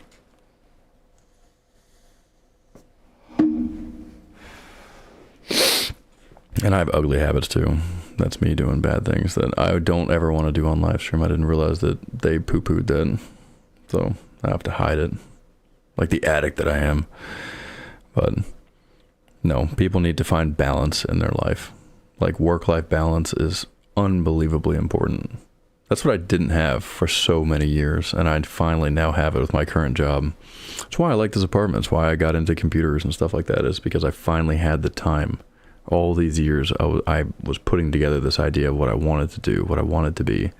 And before you know it, oh, Tara on TikTok, what's up? You just chatted my name, Chase. Thank you for being here. Awesome. That's my first chat, or second chat. What's up from Washington, D.C.? Get out of here. I used to live in Potomac and Rockville. Tara, that name is so familiar. I used to know a Tara, I think, but I can't place her. Neighbor, yeah, let's go. Yeah, my brother still lives there. I wouldn't want to go. Oh, I'm in Texas, girl. Yeah, Texas is my home now and forever. I love Texas. If I had to move, if money was no object, I'd have a second home in Colorado, but I am here to stay in Texas. Born in Texas, raised in Maryland, back to Texas. But what was I talking about? I got distracted by TikTok chat. Work-life balance. I'm telling, it's huge. It's massive, because in my current industry, like, a 70-hour work week is implied, right? Like, there's no getting around it. And it's horrible, and there needs to be some reform in that industry, and it's coming slowly but surely. But companies are greedy, and it's all the almighty dollar. That's all they care about. And in my industry, you're nothing but a number. But in my current job, due to certain economic factors and sanctions, it's kind of awesome. But we have slowed down tremendously, and I'm like the only employee that's enjoying it, because I finally have a work-life balance, right? I finally have time after work to do things. Balance in life is important across work, relationships, and spending. Absolutely. Nailed it. All four. Yep. Spending is huge, right? Like, after work, I actually have time to go do things, right? It's not 12-hour days anymore. It's like 10-hour days or 8-hour days. 12-hour days suck. We start at 5, we get off at 5. In the morning, I'm sitting there like, ooh, I'm going to go out to the gym after work. I'm going to do this after work. By the time I get off work, dude, I am dead to the world. Like, I am so drained that it's like, I just want to come home, coals on the fire, eat something, and just shower and go to bed and do it all over again the next day. And before you realize it, you will find yourself in a rat race cycle that is not good for you. Time, love, money, food, balance is the key to life, I feel. Absolutely. Absolutely. Time, and guess what? Of all of those things you just mentioned, time is the only one that's finite. You don't get more of it. You'll make more money, right? Love will come and go. Food will come and go, right? But time is the only thing. The most powerful example of that is the Nickelback Saving Me music video, where they all have a clock above their head. It's real life.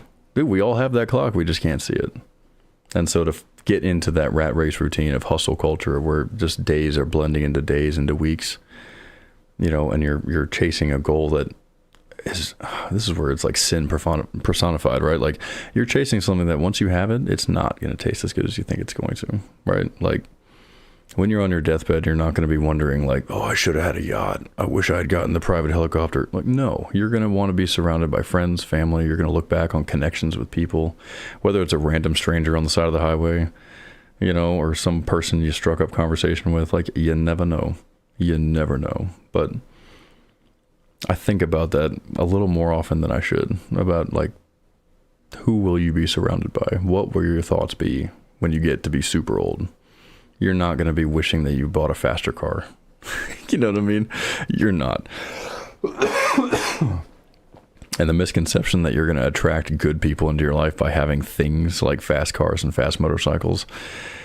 No, they want you for those things. It's important to ask.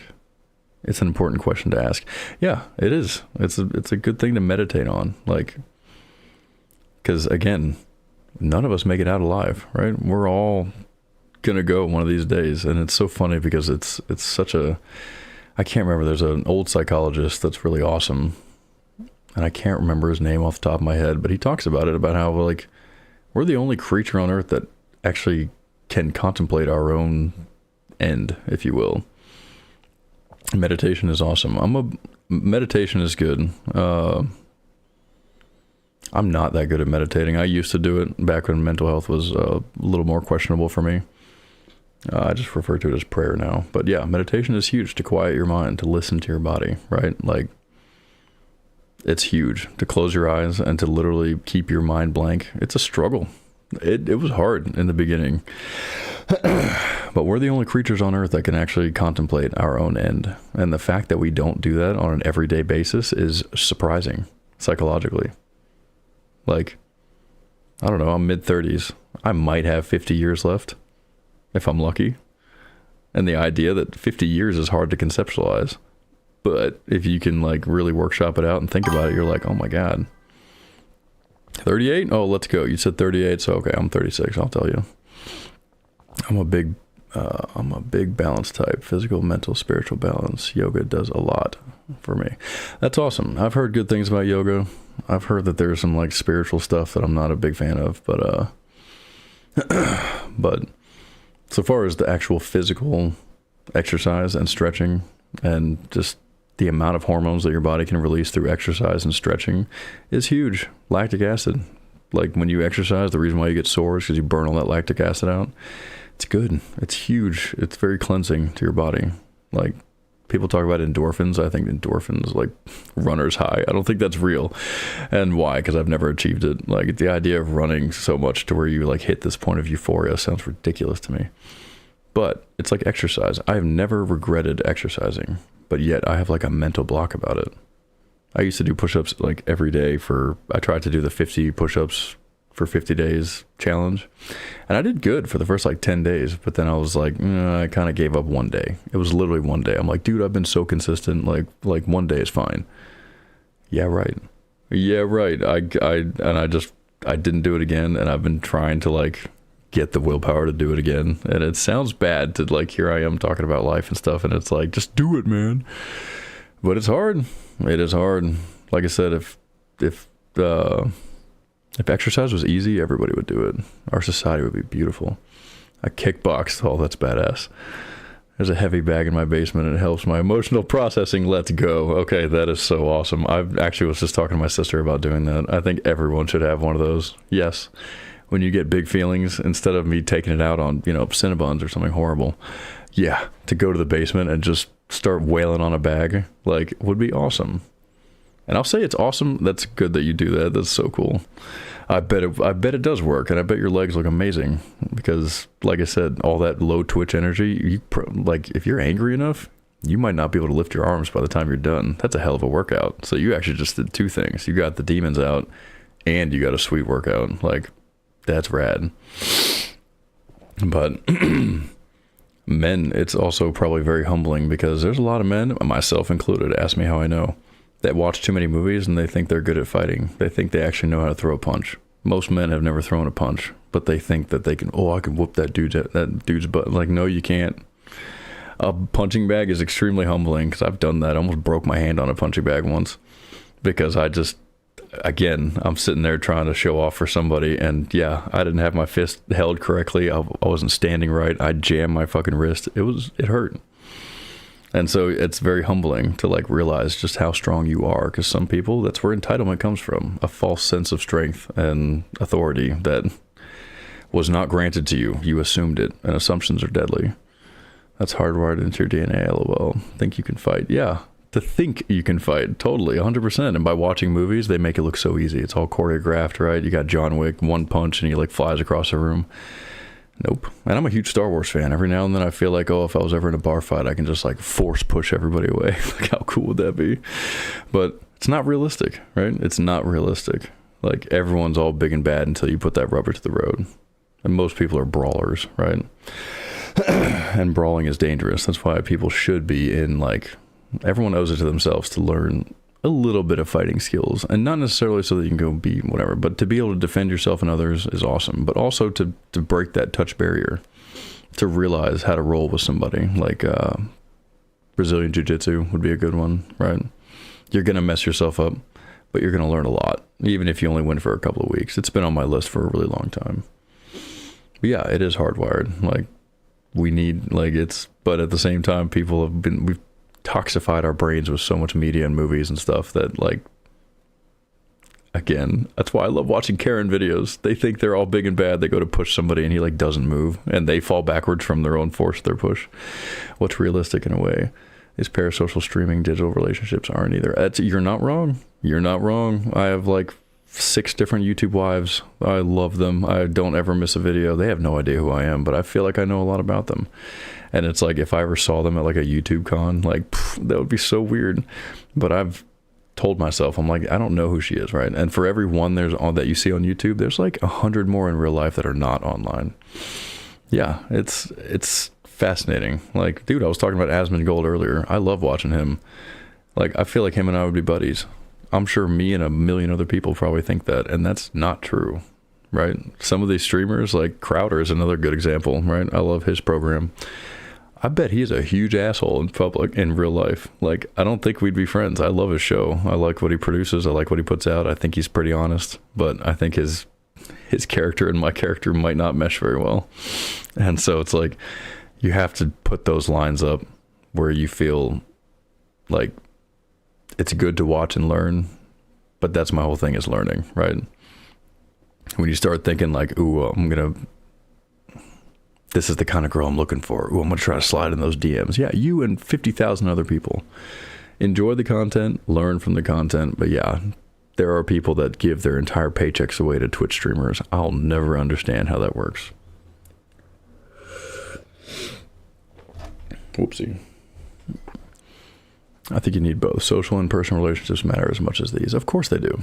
Definitely. It goes back to balance. Amen. Yeah, 100%. Now, you definitely need real world relationships. Now, I have like 2 friends off the top of my head. Now, also, I'm very family rich. I've got brothers and sisters that I talk to every day, and I love them dearly. But I have about 2 friends, one of which I talk to almost every day. And without that person, right, like, I don't know. It's good to have someone to bounce things off of, and I know that goes both ways. But I also have YouTubers that I don't miss a video. Like, I love watching their content. They're very informative. They keep me kind of in the know so far as what's going on in the world.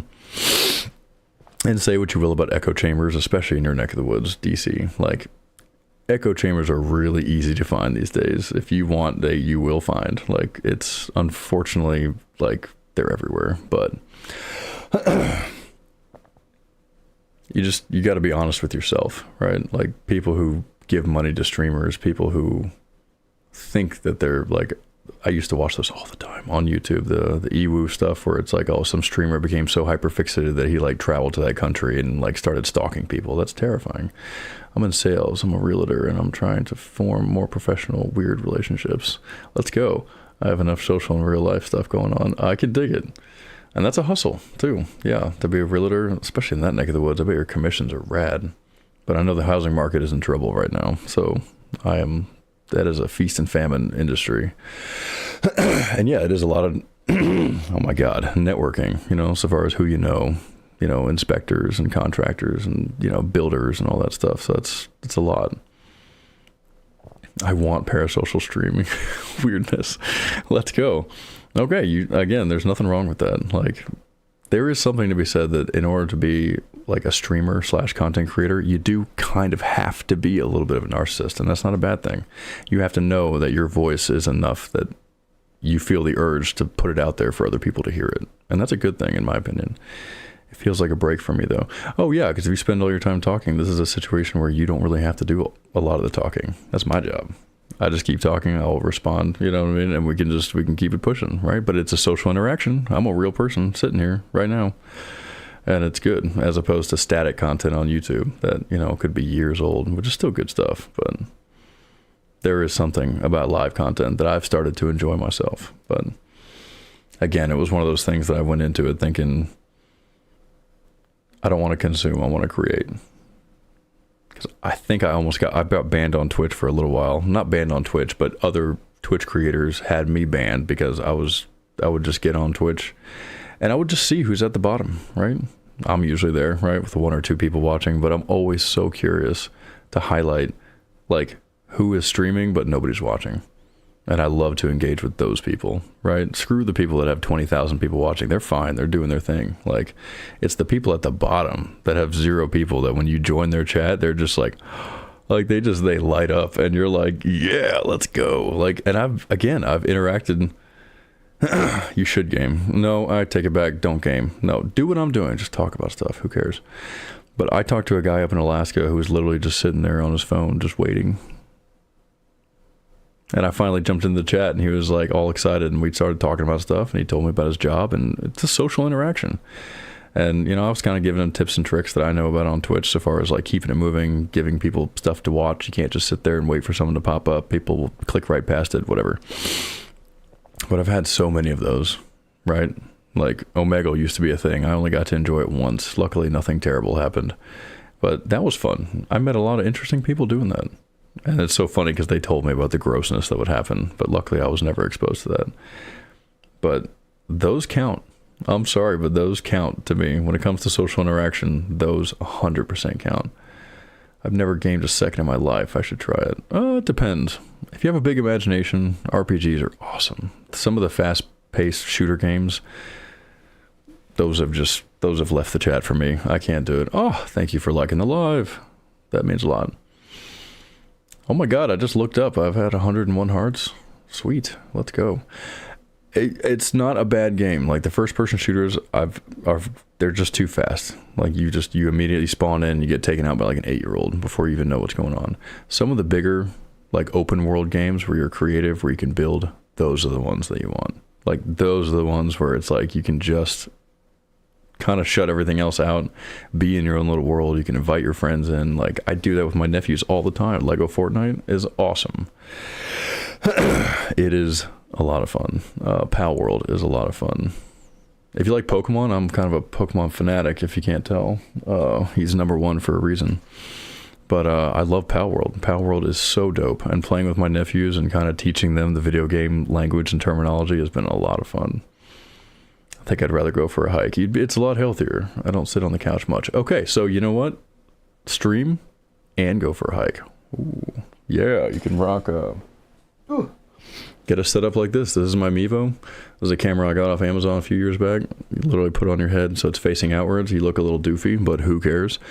Take us with you. I want to see that hike. That could be encouragement. That could be all the encouragement that somebody needs to also go out on a hike. Show us the gorgeous view from wherever it is that you're going. you know, even if it's raining. That would be awesome. My nephew is so into Pokemon. Let's go. Yeah. Okay. Only the original 150. They've lost the plot. The new stuff that you see on TV is a lot for me, but that's awesome that he's into it. I just joined TikTok 3 weeks ago. What? Oh, hold up. Wait a minute. You're 38 and you're just now on TikTok, you weirdo. Where you been? Instagram is awesome. Okay, so you know what? I'm a hypocrite because I only recently joined Instagram because a friend of mine, that's the only platform she uses. And so I got on it because she's on it and we send each other stuff back and forth. And so I'm with you. I'm off the radar in the downtime. I've been outside at the bar talking to people. Heck yeah. Get her done. I'm telling you, there's never a bad time to stream, because that's one thing. One of my streaming goals is that I don't want to be like, I don't want gaming to be what I'm known for. I want this to be what I'm known for. Like, let's talk about stuff. I'm not the most educated person ever, but I can talk about anything.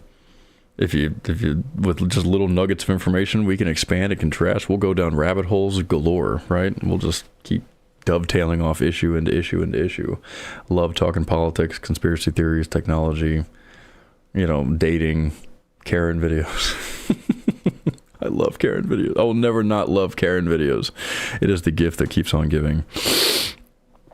But this, interacting with the chat, right? I've seen so many people that play video games that you just see that chat just rolling by and rolling by. And, you know, and people watch. And I always wonder, like, what are these people getting out of it? To watch someone, like, now I get it. If it's a certain video game, yes, I'd rather watch someone else who actually has skills play a video game than me buy it and learn how to do it, blah blah blah. Because it's the time effort, right? The dating ship is a mode of a wreck in my life. Moved on to other things. More, not mode. The dating ship is more of a wreck in my life. Yeah. Oh, I'm kind of right there too. I'm in an interesting situation myself, and it's hard to know which end is up. But there is so much toxic content out there. So far as like, because I'm not gonna lie, I did fall into the red pill for a very long time, and I know that there's a lot of like whatever the opposite that would be for women, like you know what I mean? Like, there's so many people out there that like, oh, money, status, right? Blah blah blah. There's so much crap content out there, and it is fun to watch. It's very validating, but all it is cope. It's copium, right? People can just stay in their own little box, and they can justify not dating because, oh, it's such a dumpster fire. No, get out there. Like, don't put too much pressure on yourself to get out there, but don't have it like, you know, men are afraid of being, Me Too'd or something like that. It's not as common as you think. The women that proliferate on the internet are maybe 10% of women. There's a very certain subsect of women that you see on the internet, like the Whatever podcast, that is drama city. That is, some people watch Love is Blind. I will watch the Whatever podcast. Turn that thing on to like 1.5 speed, and I will watch that all day long. Andrew Wilson is awesome. I'm dating someone that's just a dumpster fire of a thing. Yeah, I'm sure. Yeah, okay. Well, I'm sorry for that. I do hope it gets better. 3 pillars of a healthy relationship: communication. Whoopsie. Sorry. Communication, trust, and accountability. If you have those 3 things, that stool will not fall over, and you will be good to go. And it is hard to find all 3 of those. And if you do find all 3 of those, you got to make sure those legs are even, right? It's not fun, cuddles and dancing. I love me some cuddles, right? Cuddles all day long. They actually say you'll live longer. I think we are electrical beings. So yes, when you're cuddling with another person, your nervous systems are literally intertwined like some Avatar stuff. It's awesome when you look into some of the metaphysical benefits of doing all that. Dancing, not so much. But it should be fun.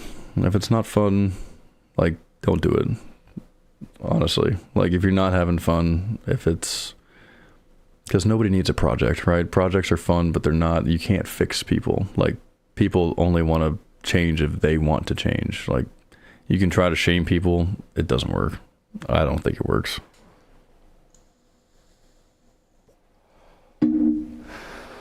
But it's that stupid saying that everyone says that's like, oh, if you wanted to, you would. You know, if you wanted the relationship to be top shelf, you know, you're both going to make the effort. You're both going to rise to, you know, But all these there's a lot of misconceptions about like, oh, the one, right? There's one person out there for everybody. It's like, yeah, kind of, sort of, but if you really stop and think about that, with 8 billion people on the planet, which I think is a false number, but whatever, that's a really depressing thought, right? That's some Hallmark stuff that they made up. Like, no, you could find your tribe, find your crew, for lack of a better term, right? If you're a nerd, find another nerd, right? Find someone, if you're into motorcycles, find someone who enjoys motorcycles, and just find people that you have stuff in common with, right? Physical attraction is great, but it can't be all of it. It can't be, because looks fade, right? It's just for men and women. Like, it is only skin deep. You know what I mean? It's good to look good. It probably feels good to look good. But if that's the only thing you're basing relationships off of, you in trouble. That's why, like I said, my heart bleeds for young men, because corn, the vegetable, but not really, is super pervasive, and it's messing up people's vision. It's messing up people's idea of women. It's messing up their self-confidence. Corn, but spelled with a P. I don't want to say it. I'm not supposed to say it, but it's not good. It's not good. No, yeah, it did take a turn. I'm sorry for that. But no, I like to talk about that only because, like I said, I have suffered from it myself. But it is a massive problem that no one is talking about. And that's cool. I'm very conservative, but and a friend of mine, she doesn't care about it either. And I'm like, and I've tried to tell her, I'm like, yeah, but it is though, because if you look into the metaphysics of how some of that stuff works, like, to try to solve an equation without the variables, like, it's not going to work, right? It's bad for testosterone levels. It's bad for mental health. I don't know how to go into too much detail and keep it YouTube safe / TikTok safe, but anyways, it's not good, and men should abstain, right? It's a good thing. Honestly, if you look into denying your flesh, it has so many benefits, it's not even funny. And it doesn't matter whatever facet you're talking about, whether it's food. Yeah, if you fast, deny your body food, like, you're going to look like $1 million, as opposed to if you indulge, you're not going to look like $1 million. If you abstain from, doing things like that, like, right, like, your testosterone goes up, like, there's all kinds of stuff, biblical shit. I'm not on this thread, lol. That's fine, right? It is what it is. Everyone has their own persuasion, but it is true though. Like, Bible aside, right? Like, no, it's the best book ever, but that's not what we're talking about here. But when you deny yourself certain indulgences, and what you end up granting yourself is discipline, and discipline is huge, and discipline is in short supply. I'm about balancing all things. Don't abstain. Use responsibly. That's the conversation of moderation. I think moderation is good, but I don't know, man. They've done studies on rats where they've hooked up electrodes to a rat's brain and he pushed the button until they starve to death. And I don't know why they use mice when they're, researching things that affect human beings, but they do, and they do. They push that button until they die. They literally starve to death. And it's like, there are men that don't leave the house. Right? There are women that don't leave. And it's not just men. But yeah, it's all over the place. Well, you just gave me an eye-opener. Discipline should have been in my name. Okay, cool. Glad you're here. That's awesome. Dude, for my first TikTok live, I want to thank you guys. This is awesome. The engagement, I do appreciate it. This is rad. This is my first time on TikTok live. I will be doing this more often. This has been a lot of fun. But yeah, to deny yourself is to be disciplined. To be disciplined is doing the hard things, even though you don't want to do it, but you kind of have to do it, right? It's real easy to procrastinate. Hi, I'm the problem. Like, I will procrastinate all the livelong day, and it's not good. Let tomorrow's problems be tomorrow's problems, but like, I want to do everything today so that I don't have to do anything tomorrow. Like, my goal is to do nothing, so I'm going to do everything today. I'm going to work out, I'm going to clean my apartment, I'm going to do whatever, I'm going to get all these settings figured out, I'm going to do the mountain of research that I have in front of me so far as TikTok ideas and streaming and blah, blah, blah. And if I bang all that out, we're good. I can chill. I love doing nothing, right? It's weird. Like, a lot of people, that's like one of their best hobbies. It's true, I get it. It's fun to do nothing. But get the work done first, right? Meal prep, exercise, go on a hike, go on a motorcycle ride, right? I have to go ride my bike at some point today because the battery is going to die. and we're losing the season here in Texas, so I need to put some fuel stabilizer in it and get it ready to be pickled for the winter, because I don't ride when it's less than 50 outside. I've lost my snow badge big time. It's fun to do nothing, lol. I'm so opposite of you. I do not find doing nothing fun.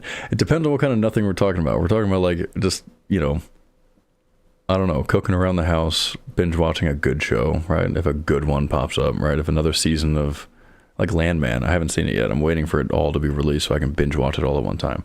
That'll be a fun day. I'm going to get all my work done. I'm going to go to the gym. I'm going to get all the stuff done that I need to get done. And then I'm going to make me some baller food. And I'm going to fire up this TV and I'm going to watch that from start to finish. And it's going to be great. That'll be a decent day spent. Kind of, sort of. But, and you don't necessarily have to sit on the couch. Like I said, I'll watch it while I'm pacing around. I've got things to do. I've got, I have let this place kind of go into a little bit of shambles, but not really. We've stayed on top of it. But I guess I should clarify. It's good to have nothing to do, so therefore you can do whatever you want. Like, it's good to have an open schedule, to have this mountain of stuff to build up and build up and build up to where before you know it, that molehill now looks like a mountain and you don't want to deal with it. Gross, that coffee is ice cold. Whoops. It's funny, we're allowed to be different. It's good. Yeah, totally. Different strokes for different folks. I hate having stuff to do. I have a list on my phone. My to-do list just gets longer and longer by the day. It's kind of like Netflix. Like, see if you're like me. I will open Netflix to try to find something to watch, like before I go, like as I'm going to sleep, because sometimes it's good, it helps to fall asleep or whatever. I will spend like an hour just scrolling and like adding things to my watch later list, and before you know it, I'm like, oh, I'm too tired to watch anything, and I'll just put it away. But I just added at least 10 hours worth of stuff to my watch later list. There's not enough years in my life to watch my watch later list across Amazon, Netflix, Hulu, blah, blah, blah, blah, blah, even YouTube. It's insane. Like, you couldn't do it if you tried. I think my TV has been on less than an hour in the last 6 months. Amen. That's legit. Okay, that's cool. Well, you clearly spend time on your phone. So, but phone, TV, close. But that's good. It's good to limit yourself. It's good to have your outlets. It's also good to have your guilty pleasures when it comes to certain things. Like I said, I'm not a big fan of overindulging, right? People who have the TV on 24/7, not so much. But balance. I do. Addicted to my phone for sure. Oh yeah, you and everybody else. Podcasts are my thing. Let's go. I love me some podcasts. Like, when I would go to work, it's kind of a coin toss whether or not it's going to be a music day or a podcast day or an audiobooks day. Star Wars audiobooks are awesome, by the way. But yeah, to learn and to be able to crank the speed up, I've broken my brain because I can't listen to a podcast unless it's on like 1.25 or 1.5. And because I've listened to so much content like that, even YouTube, when I find myself in a conversation with an actual human person, I find myself getting really irritated. Like, and it's not their fault, but I'm like, can I get the 2x version of this conversation, man? Can I long press on your face to like speed this up? No, you cannot. And so I find myself getting really impatient, and I need to work on that big time because it's not serving me well. Like, it's one of those weird things that is starting to influence how I deal with other people. And I don't like that. But I like getting the information fast, right? I can't deal with slow talkers. It puts me to sleep, right? But it's not their fault. This is something that I've done to me, so I need to correct this. But yeah, it's just funny how that happens. And it's the same thing with like Fortnite. Some of the reward circuitry in video games these days, I'm glad. It's good that you don't game, and if you have nephews that are, I would, a word of caution to their parents, just because I've been warning my sister that like Fortnite is awesome, but it is creating a reward circuitry in the brain that the real world will not be able to match. And that's a sad state that's a sad statement. Like, it really is. Like, going on a hike will never be as let's go as sitting in a comfortable basement, and winning a battle royale. Like, there's a dopamine high that you get from that is like, oh my gosh. And then you just want to do it again, but then you lose. And so now your dopamine goes down. And then you try it again and you lose, but then you win and it goes right back up again. And it's so easy to have access to things that are easy. Going on a hike is hard. Like, I don't know where you live, but unless you can like walk into your backyard and just keep on going, you have to get in your car, you have to dress the part, you got to pack a lunch, right? Get a water bottle, get in your car, go somewhere. It's all very intentional. Most people are lazy. Hi, right here. Most people are lazy. I have 2 motorcycles chained up out back and a truck that I should be working on. I don't ride nearly as often as I should. I really should, because again, I've never regretted going on a motorcycle ride. That's never happened. Yeah, you do. I'm in DC. Oh yeah, you're in a concrete jungle. Like, yeah, if you're in DC, for sure. But there are places right outside, like you cross the Potomac into Virginia. My brother is taking me on hikes over there that are spectacular. I guarantee you've been on the one that I'm thinking of right now. I can't remember what it's called, but it's beautiful. But to take that time to set that intention that you're literally cordoning off a certain amount of time and space where you're going to go spend time in nature is massive. It is massive for your mental health. And I fully support that. I'm glad you do that. And I'm going to take a page out of your book, and I'm going to try to do that myself. You think about it way more than I do. I do. Because, yeah, I'm an overthinker right here. Like, I will overthink myself into oblivion. I spent 2 hours just getting my mics and cameras set up before I ever hit the go live button. Like, it's got to be perfect. Everything has to be, it has to work. All the, like, no. And then I finally just decided, you know what, screw it. Who cares, right? Just test, let it go, you know, because I will overthink myself, and then just, you know what, it's easier to just, you know, turn on YouTube and make something to eat and go back to sleep. Like, no, I don't want to do that. I've done that too many times. That's not fun. This is new. This is fun. This has been awesome, by the way. And yeah, I feel very accomplished. This is social currency, right? My social wallet feels filled up right now, and I like that. It's very one-sided, but not really. You're participating in the chat. Yeah, for sure. And see, and actually, I'll be honest, I have reservations about that too, that if I did have too many people in the chat, I wouldn't be able to be as individual as I'd like to be. And so, I don't know, that might be a thing where, like, every time there's more than 5 or 6 people chatting all at the same time, or if my followership goes up too high, what a horrible problem to have, I would start a new channel.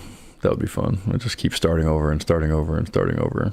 Because some of the bigger guys that I do watch and follow, they pick and choose every now and then, and it's just, it's fun, but it's also like probably wildly like sporadic. Like, you have to really pick and choose. And I know moderators come in, but, and then the money and all that, like, yeah, I don't plan on making a dime from any of this. That is not my intention. I do pretty well for myself. So right now, this is just fun. This is social currency. I like talking about the things that I think about on a pretty regular basis, and overthinker amuses me. I'm laughing out loud. Good. Yeah, I'm glad. You know what? If I brought a little bit of laughter to you today, then that's awesome. Then that's huge. Because, yeah, guess what? I talked to someone named Tara who lives in Washington, D.C. Had I not done this, that wouldn't have happened. That's a good thing. That's an interaction.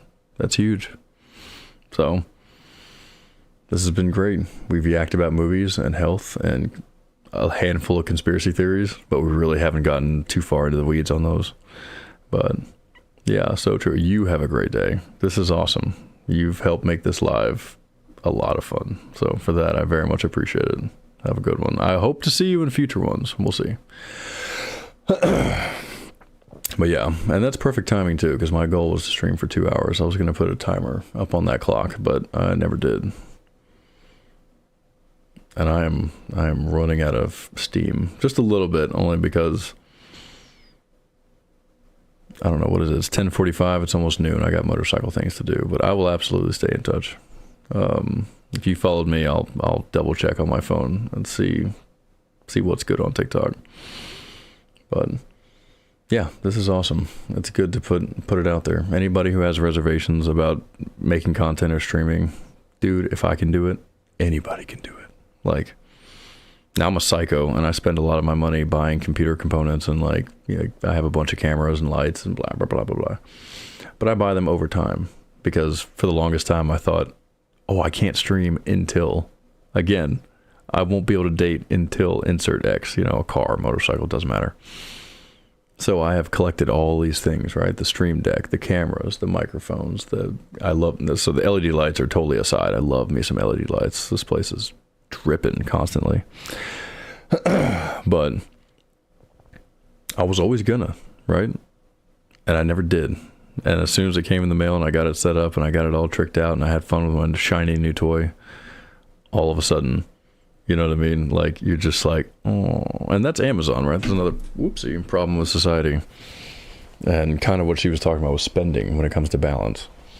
Like, you have to have balance because so many times I've filled up Amazon carts full of crap. Whoopsie, I totally missed the table. And do I actually need that stuff? No, I do not. I do not need that stuff. It is stuff that I thought it was fun. You get that dopamine rush of hitting that buy it now, adding it to the cart. Clearing that cart is always so much fun. You know, coming home from work and seeing a box outside your door, you're like, ooh, it's about to be Christmas, let's go. You know, you tear into it, you open it, you get it all set up, you have fun with it, and then, like, I'm telling you, dude, it's like the letdown is like 10, maybe 20 minutes later, you're like, on to the next thing. And so I've just accumulated all this crap, all the stuff I need for streaming. And I've just been making excuses as to why I haven't done it. And so now is the time to do it and do good at it. So we are doing our level best. I don't know how much longer I'm going to be here for. I do have to go to the bathroom, so I'll be right back. Don't go anywhere. This coffee is ice cold. If I keep it here, I'm going to keep sipping it. Oh.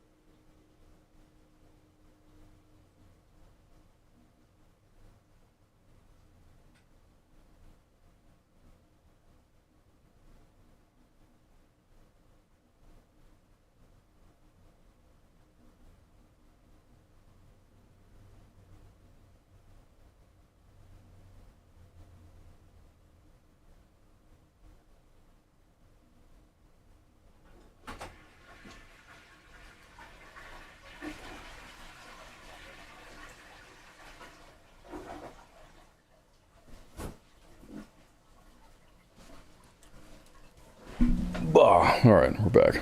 Wink. Yeah, 2 hours was the goal. So we have totally smashed our goal of 2 hours. So I feel good about that. I will continue to beat this dead horse. Let's see what we got. This is why we take notes, right? This is why I was cleaning out my phone or my watch the other day. Stream subjects. Let's go. Vocal stems. Yeah.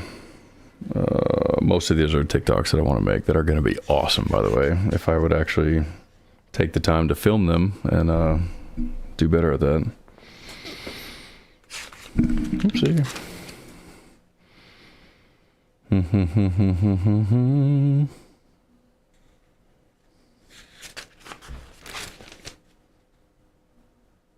Band live documentary. Yeah, we've actually hit on a bunch of this stuff. Talk about psychedelics. I don't know why I have that written down. Just because it fascinates me that, like, somehow drugs, I shouldn't say that, whoopsie. Somehow, like, there are certain components that occur naturally in nature that have some pretty profound effects on the human body. And it's very interesting because I don't think it's a very well studied area when it comes to like the human condition and physiology. Like, why do they do this? Why do people have these amazing experiences? And they have a lot in common. They talk about how, it just jumbles the signals in your brain. I'm like, yeah, but like, like very uniformly. Like most people have a very similar experience, and it can change you, right? I'm not a big fan of using things like that, but I definitely love learning about it. And maybe when I retire, yeah, it'd be a lot of fun.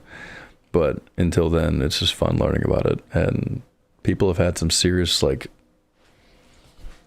I hesitate to say spiritual, but some pretty profound experiences, and it's changed their life forever. Other people, they can kind of take it or leave it, right? Which is very antithetical to what I just said about it being a very uniform experience. But they have similar takeaways. Like, they all see the same things. They all, like, have the same, like, anthropomorphic. Let's try that again. Anthropomorphic creatures, right? Where you have a human body with an animal head, right? Ancient Egypt, right? Like, people see that all the time. And I am referring to one very specific compound.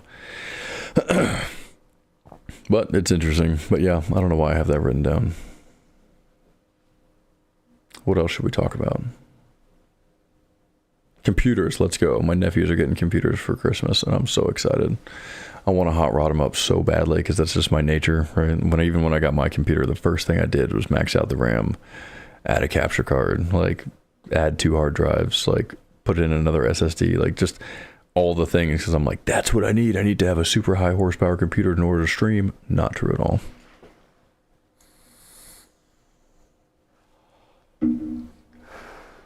Now, if my goal is to stream like AAA titles, then yeah, then it would come in handy. But the smarter play is actually to do a dual PC setup, which I have a computer to do that with. I'm just lazy and don't want to play video games. It's not what I want to be well known for. Every now and then, totally fine. And like I said, if I am going to play games, I'm going to play some of the more classic games, like my Star Wars collection and like Kingdom Hearts and maybe some Halo. I do have Halo on Steam. Yeah, that was good money well spent. Buy the entire collection for like $40. It was worth it. But I don't know. The world is a crazy place, and I think we need as many voices out there as possible. And people need options, right? You need people that are going to help you stay in your lane, right? I don't know if I do like life advice, right? Who am I to be giving out life advice? But I'm a complete stranger, right? Pick my brain. See what I have, I have weird thoughts on weird things.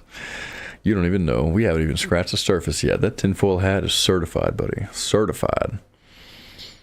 And it fits good because, like I said, the world is going nuts at such a frightening rate. Like, you talk about, like, I almost said the atomic clock. That's not what I mean. The doomsday clock being like, I think we were like 2 minutes to midnight not too long ago. I would not be surprised if we're like 30 seconds to midnight at this point. Like, and I hate that because, again, there's been a little bit of propaganda that's been put out lately. House of Dynamite on Netflix is an awesome movie, except it's also a pretty huge dick punch to the audience because the way it ends will make you mad, like really mad. Now, there's a little bit of an allude to it that I'm not gonna, no spoilers, but anyways, but it's one of those things that's like, it's pre-programming, buddy. It's like Walking Dead, right? They're making people comfortable subconsciously with the idea of zombies. So like, if something like that were to ever happen, like, and what's the overarching theme in Walking Dead or any zombie movie really? When things get desperate, it's totally okay to like slaughter the family next door if it means your family gets to live. And like, that's the complete opposite of how it should be in a disastrous situation when it comes to community, especially in a country or a neighborhood or whatever. Just work together, right? Many hands make heavy things light, right? Like, that's how it should be.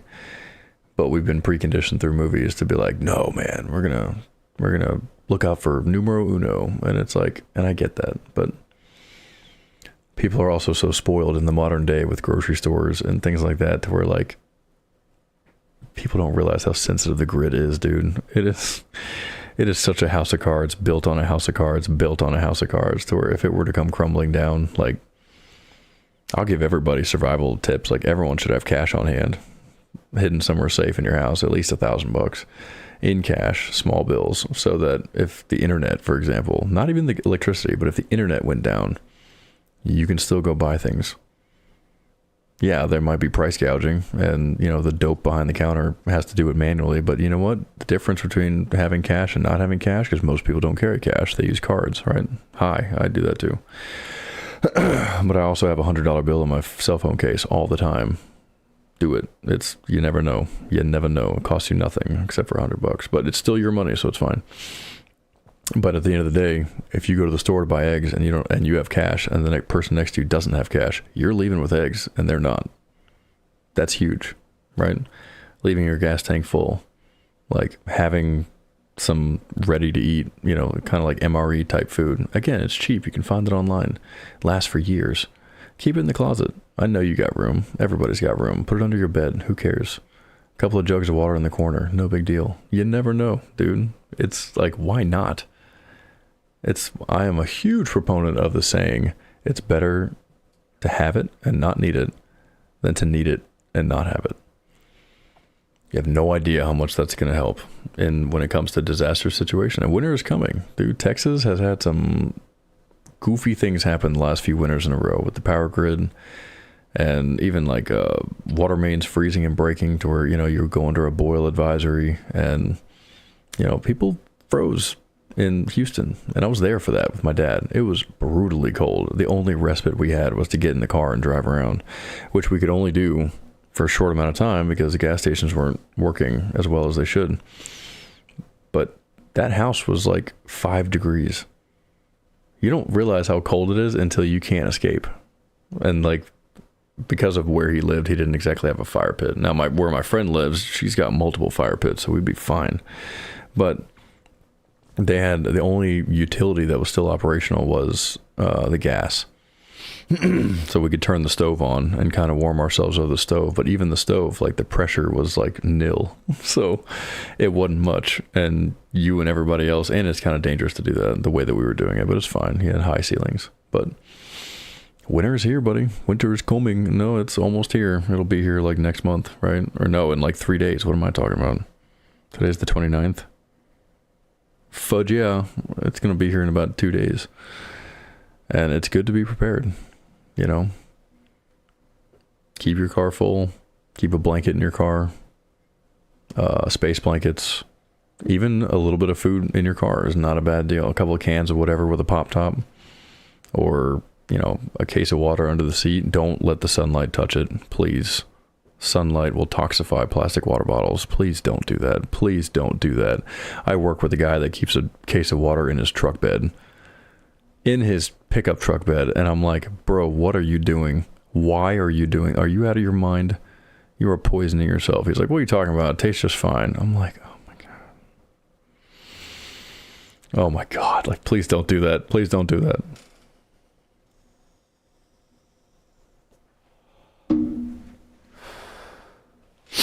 But yeah, it's good to be prepared. You never know. The seasons are changing.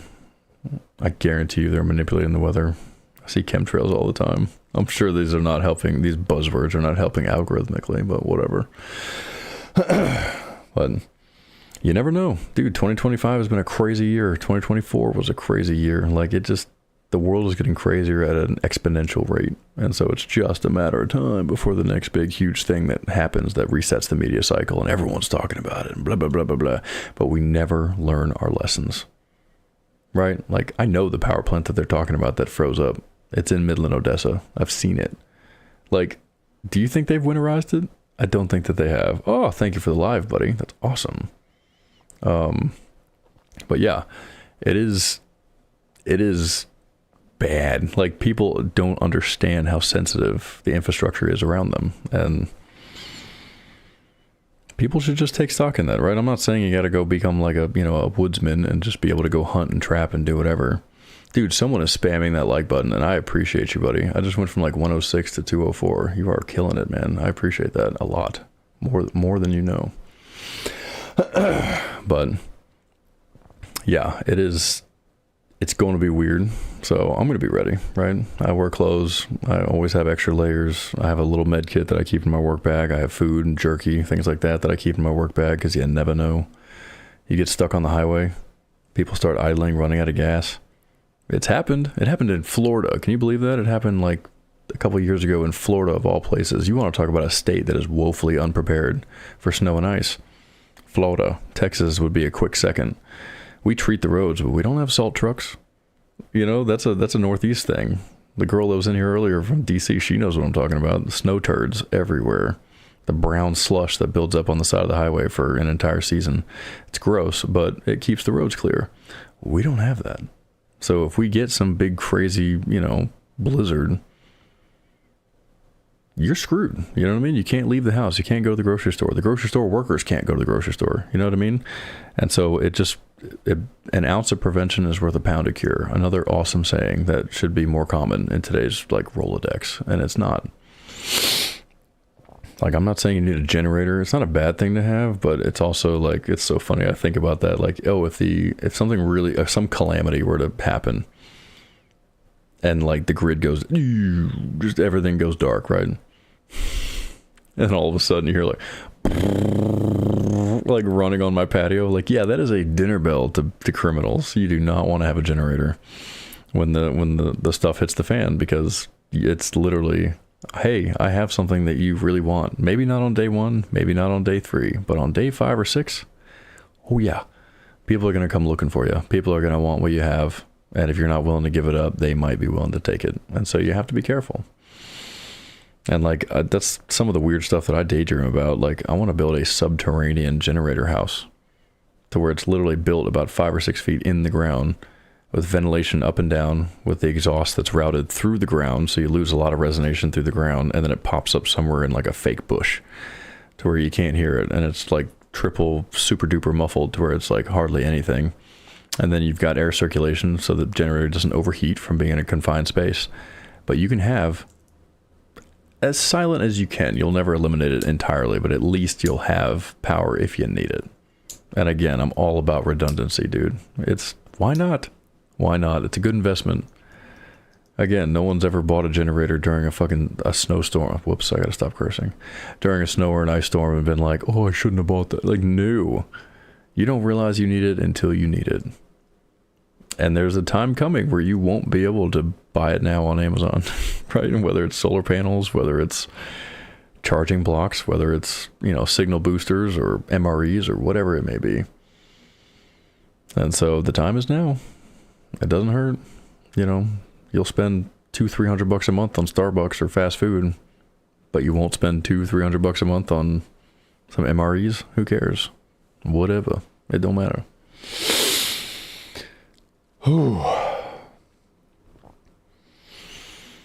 I am running out of steam. This is kind of early. We're only at the 2.5 hour mark. My goal was 2 hours. We knocked that out of the park. Can I keep yakking for 40 minutes? We're going to try. We're going to try.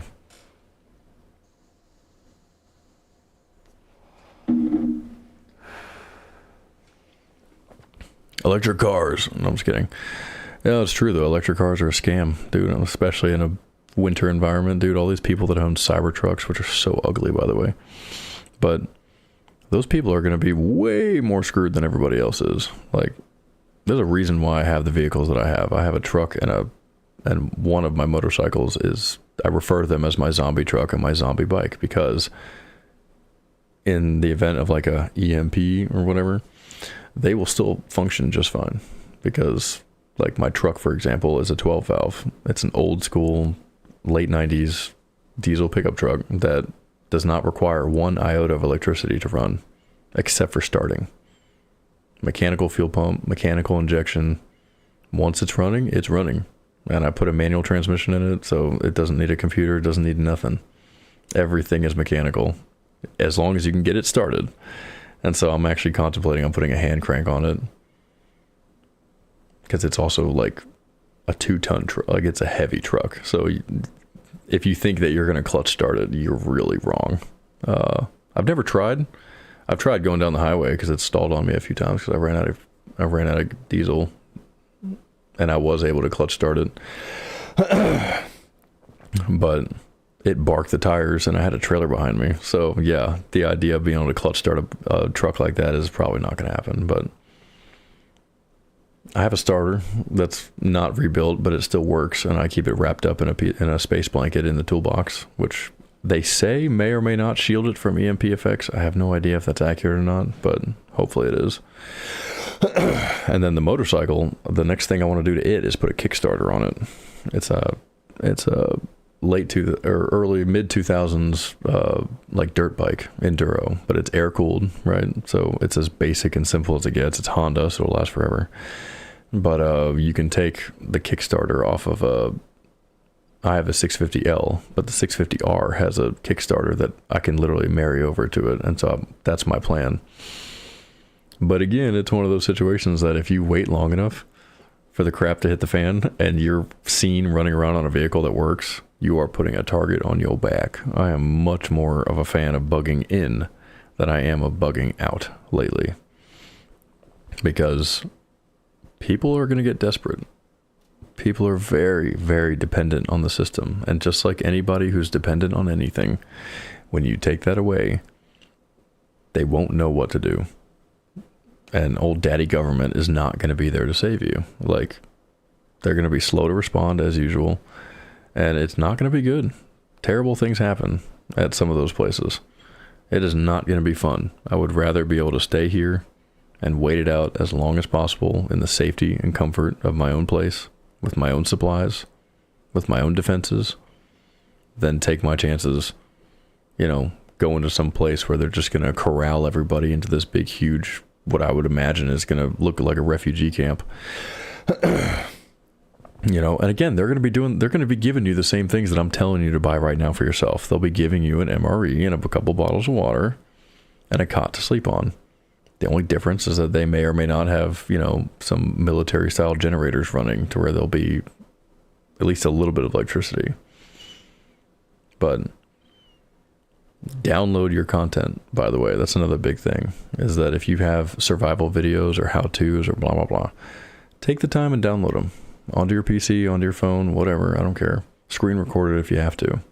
And I'm not encouraging you to like bootload or steal content necessarily, but it's good to do that so that you have it, because your phone probably won't work after 2 or 3 weeks because your battery banks will be depleted, your phone will be depleted, like your car will be out of gas by then, whatever. But if you have those resources available to you when it first starts to go down, you'll be way better off than if you didn't, right? So, that's the way I see it. It's a good thing. It's a very good thing.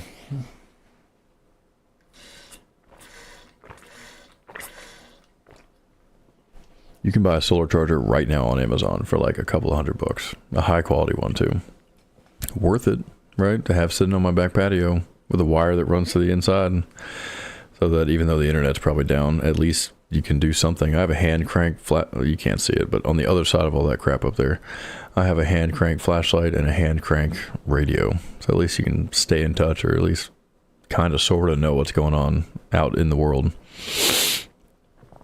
And again, knowledge is power. The more you know how to take care of yourself, the more you know what your needs are, right? I think most people don't really understand what their needs are until they understand what their needs are. You know what I'm saying? Like, know thyself. That is one of the biggest things that one can do. Like, I know what I can live with. I know what kind of food I need. I know how to fast, right? I know I can guesstimate about how long I could stay inside here if I needed to, but for some people have awesome reflexes, right? They will immediately, right? The power goes out, boom, they immediately will start filling up the bathtub, filling up the trash cans, filling up all their pots with water, right? Like, they'll take advantage of the time that they have when they have it. Most people are just like, oh my God, like, the power company said it won't come on for another hour. When in reality, it's like, no, it's not another hour. It could be another 4 days. You know what I mean? You are missing out on some very crucial time right now that will help you going forward. And you never know. Like, just because it hasn't happened before doesn't mean it's not going to happen. And the blackouts and the freezes and the things I'm talking about, they totally have happened. They just, people, again, have not learned their lesson. Some people have, and some people will be doing just fine. People out in the country who have firewood, who have fire pits, who have all kinds of stuff, they're gonna be doing great. People in the city, not so much. Not so much, man. Have some food on deck. Have a little camping stove or something so that you can cook your food. If worst case scenario, you can cook your food so at least it'll last a little bit longer if your refrigerator's going to die. Now, I shouldn't say die. I just said it twice. What is wrong with me? I need to work on that. This is going off the rails. We're going to tie this. We're going to put a bow on this. 30 more minutes, and then we're going to call it quits.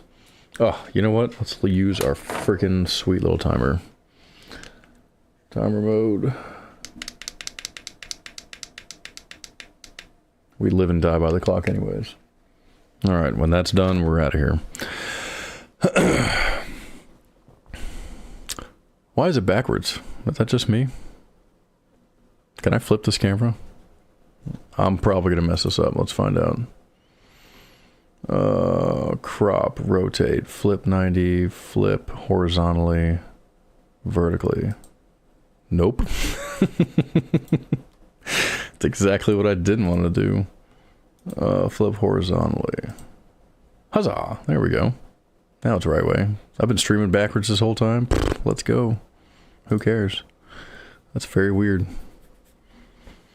How have I not noticed that until just now? I've been looking at the clock in the little window, and it's been wrong this whole time. Whatever. But, what were we talking about? Being prepared. Being ready. Dude, cold kills. Oh, I shouldn't say that. What is wrong with... Okay. We're going to get this train back on the tracks. Come on, we can land this plane. We got 29 minutes. But in a cold situation, yes, you can put your food outside, right? That's a huge, like, saving grace. That's fine. Personally, I think heat is more damaging than cold. But cold, I mean, again, if it ever happened like it happened a few years ago, where it gets down into the zeros and the negatives, I don't care what kind of house you're living in. It's gonna be cold if you don't have food, if you don't have drinkable water. Like, if your water mains break, the power goes down. Like, if the diesel trucks of the linemen don't start, like, you know what I mean? Like, there's just so many components to this, and for people to just rely on the system, build your own system. Have your own supplies. Have your own communities. You know what I mean? Like, I have a friend in Fort Worth that if the stuff were to go down, I would do everything in my power to probably try to get over there, depending on the nature of the calamity. If it's like, unfortunately, if it's something a little different, like zombies or whatever, it's like, yeah, I don't know if I would try to do that. I would want to go help them, but at the same time, like, I don't know, trying to hustle everything out of here would be ridiculous unless I kept my truck full. I don't know, whatever. But have your own communities, have people to lean on.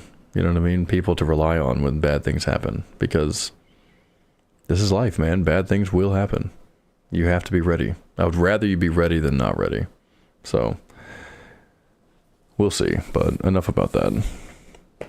I would love to talk about pew-pews, but you can't do that on TikTok or YouTube. So I guess we'll save that for Rumble or Twitch, even though I don't think Twitch likes it either, but whatever, I don't care. It's our Second Amendment, man. We're allowed to do that. It's awesome. We're the only friggin' country on Earth that has that.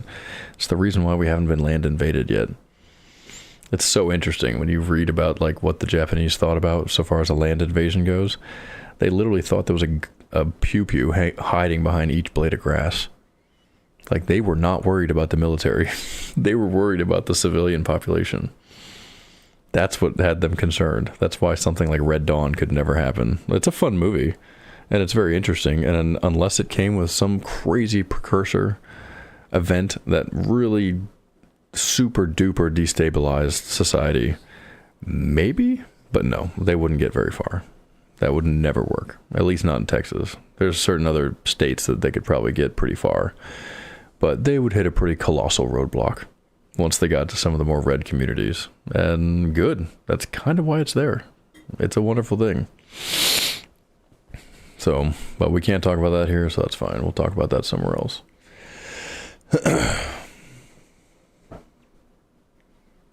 But you can't see it on TikTok, but you can see it on here. Look at that bald spot coming in nicely, buddy. You know, I've been reading a lot about that because I used to be self-conscious. I don't really care anymore. I was blessed with height, so you know what? I'll take it. There's plenty of dudes out there that would rather be bald and be tall than have a full head of hair and be short.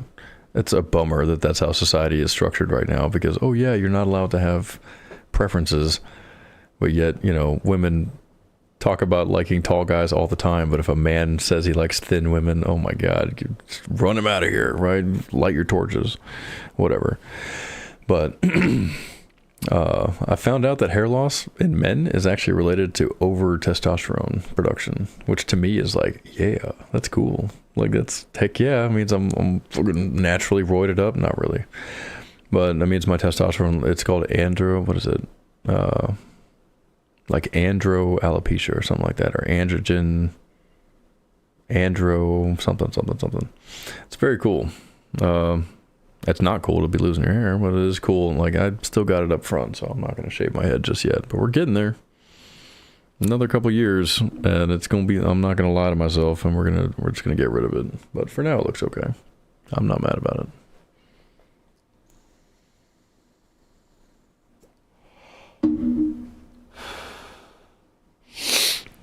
But yeah, we might actually game, because that's the only good side to gaming when it comes to live streaming, is that it gives you something to do while you're waiting for someone to chat or engage with you. Because I'm not gonna lie, this is a little taxing. I'm losing the plot here a little bit just because I'm running out of stuff to talk about. I was just looking at that on Twitch, to have a little spinning wheel that has subjects on it, and like just spin the wheel. I might even make one out of paper just to put on the shelf behind me, so that like when you get stuck, right, you can just zing that wheel and talk about it. Because like spending, dude, someone mentioned it earlier in the chat, dude, people need to rein it in. There's an awesome show on YouTube called The Financial Audit with Caleb Hammer. I love that show. Again, if you like drama, that's a good one. It's a very good one, because he will find these people that just have some of the craziest spending habits ever. And you start to... Oh, sorry, I just thought I saw something. You start to see yourself in some of his customers, and some of his people on his show. Like, I have a bunch of subscriptions. Like, I too buy crap from the gas station. Like, I too, was once paying a really high interest on something, and it's like new. And I started watching his show, and guess what? We have turned it around. He has made financial literacy fun and entertaining. He is a funny, high-pitched version of Dave Ramsey. And most people don't realize that that's the freedom, dude, to not be living paycheck to paycheck. I couldn't live with it, dude, if I'm being honest. And that's not a privilege thing. It's a discipline thing. I could live paycheck to paycheck. That would be awesome. I'd have all the toys that I want. I'd have everything, I'd be fat and happy. But I don't want that. I'm not built for that kind of stress. To be living paycheck to paycheck sounds like a friggin' nightmare. And so I don't spend as crazy. I have throttled way back on my subscriptions. I have been meal prepping a lot. Carnivore is not cheap, but I have been finding cheap ways around it. Like I said, going to Sam's Club and buying that big, huge hunk of meat and butchering it yourself. A lot of fun. I learned a lot of skills doing that. That was so much fun. Now, it did prompt me to want to buy a few things. I need a certain type of knife that would make it a lot easier for the next time. But again, that's an investment, right? It's a knife. It's $35, right? Who cares? I'm missing the Black Friday deals right now, but I don't care, because I'm not spending money this week. Christmas is coming up. I want to help hot rod my nephew's computers. So then that's not going to be cheap. And I also need to relax and be like, not everything. Rome wasn't built in a day. So there's nothing wrong with wanting to wait and do that at a later date. Because the whole point of them getting PCs is that they're upgradable, because right now they're on consoles. And it's so funny because we play Power World together, and I'm on PC. One of them's on PlayStation, one of them's on Xbox. And all they do is complain that we can't be in the same world together. I'm like, well, yeah, this is a cross-platform nightmare. And we have to, we always have to hijack somebody's cell phone for us to be able to like talk and communicate to each other when we're playing, because that's it. But once they get PCs, ooh, buddy, now we can get on Discord. I'm going to get them a webcam. I'm going to teach them how to use it correctly. I don't want them streaming. They're too young for that. But to be able to game with them in real time, hear each other in real time, see each other in real time, and see each other's screens in real time is huge. I mean, that's where the benevolency argument of technology is really awesome, because it is bringing people together. Now, unfortunately, I think it's having more negative effects than positive effects, but that is one of the positive effects, is that you can FaceTime with somebody. Like, that was science fiction like 30 years ago. And now here it is. And so, it's exciting to think, what does the future have? What's another 30 years going to do? Augmented reality. That's already here, by the way. It's really expensive, but yeah, you can literally have a pair of glasses on, and there could be a silhouette of a person walking around my apartment right now. They're not actually here, but there's a holographic digital representation of them to where it's as if you're in the same room. And again, today is the worst it's ever going to be. AI is the same thing. Today is the worst AI is ever going to be. Tomorrow it will be better. It will be faster. It will be stronger. But we should use technology for good things, right? Spreading the word. I know someone got a little touchy when I mentioned the Bible, but that is something that I'd like to do more often because it's also a message that needs to be heard. And nothing wrong with talking about it. When I was looking for inspiration, looking at TikTok Live over here, there's a guy who had 1,800 people watching, and that's all he was doing. Was praying, reading from the Bible, engaging with the chat. It's awesome. I love finding those lives early in the morning. I think debating is a huge thing that's coming back into vogue, which I love, because most people don't know how to debate. It just ends up becoming like a shouting match. But again, with technology, you can just boop. Like, now, there's a lot of people that do it wrong, because trust me, I've been shouted down. I love the flat earth, hollow earth, like globe debates, just to play devil's advocate, just to get under their skins a little bit. But like every now and then, yeah, people get mad and they just boop, they'll mute your mic. And I'm like, well, that's not cool, right? That's kind of is what it is. Like, I don't condone that behavior. I think that you should be open to conversation, but there are conversations happening right now that should be happening. There's a lot of wasted space out there. I'm not gonna lie. Like, right, we all know that. But whatever you put before your eyes becomes part of your brain, right? And so that's why the girl talking about going on a hike, that's huge. Do that, right? If you're gonna absorb content, try to learn something, right? Look up a tutorial, look up a long form, right? A podcast talking about, either self-sufficiency or self-improvement or something along those lines, just so it's not just brain rot. Because trust me, I'm just as bad as anybody else, dude. The brain rot is real. But I've learned that about myself, that if I'm in that kind of mood where I just want to embrace the numb, there are things I can do to change that, right? Dropping down, doing some push-ups, right? Like turning it off, turning on music is a great distraction for me. Just a couple of songs and I'm back to square one. Stand-up comedy, huge comedy nerd. Love me some stand-up comedy. Like, you could be in the worst mood ever. And again, you have to have the willpower to actually turn it on. But there are some times, and everyone knows what I'm feeling, when you're mad and you just want to be mad. Sometimes it feels good to wallow, and wallowing is not good.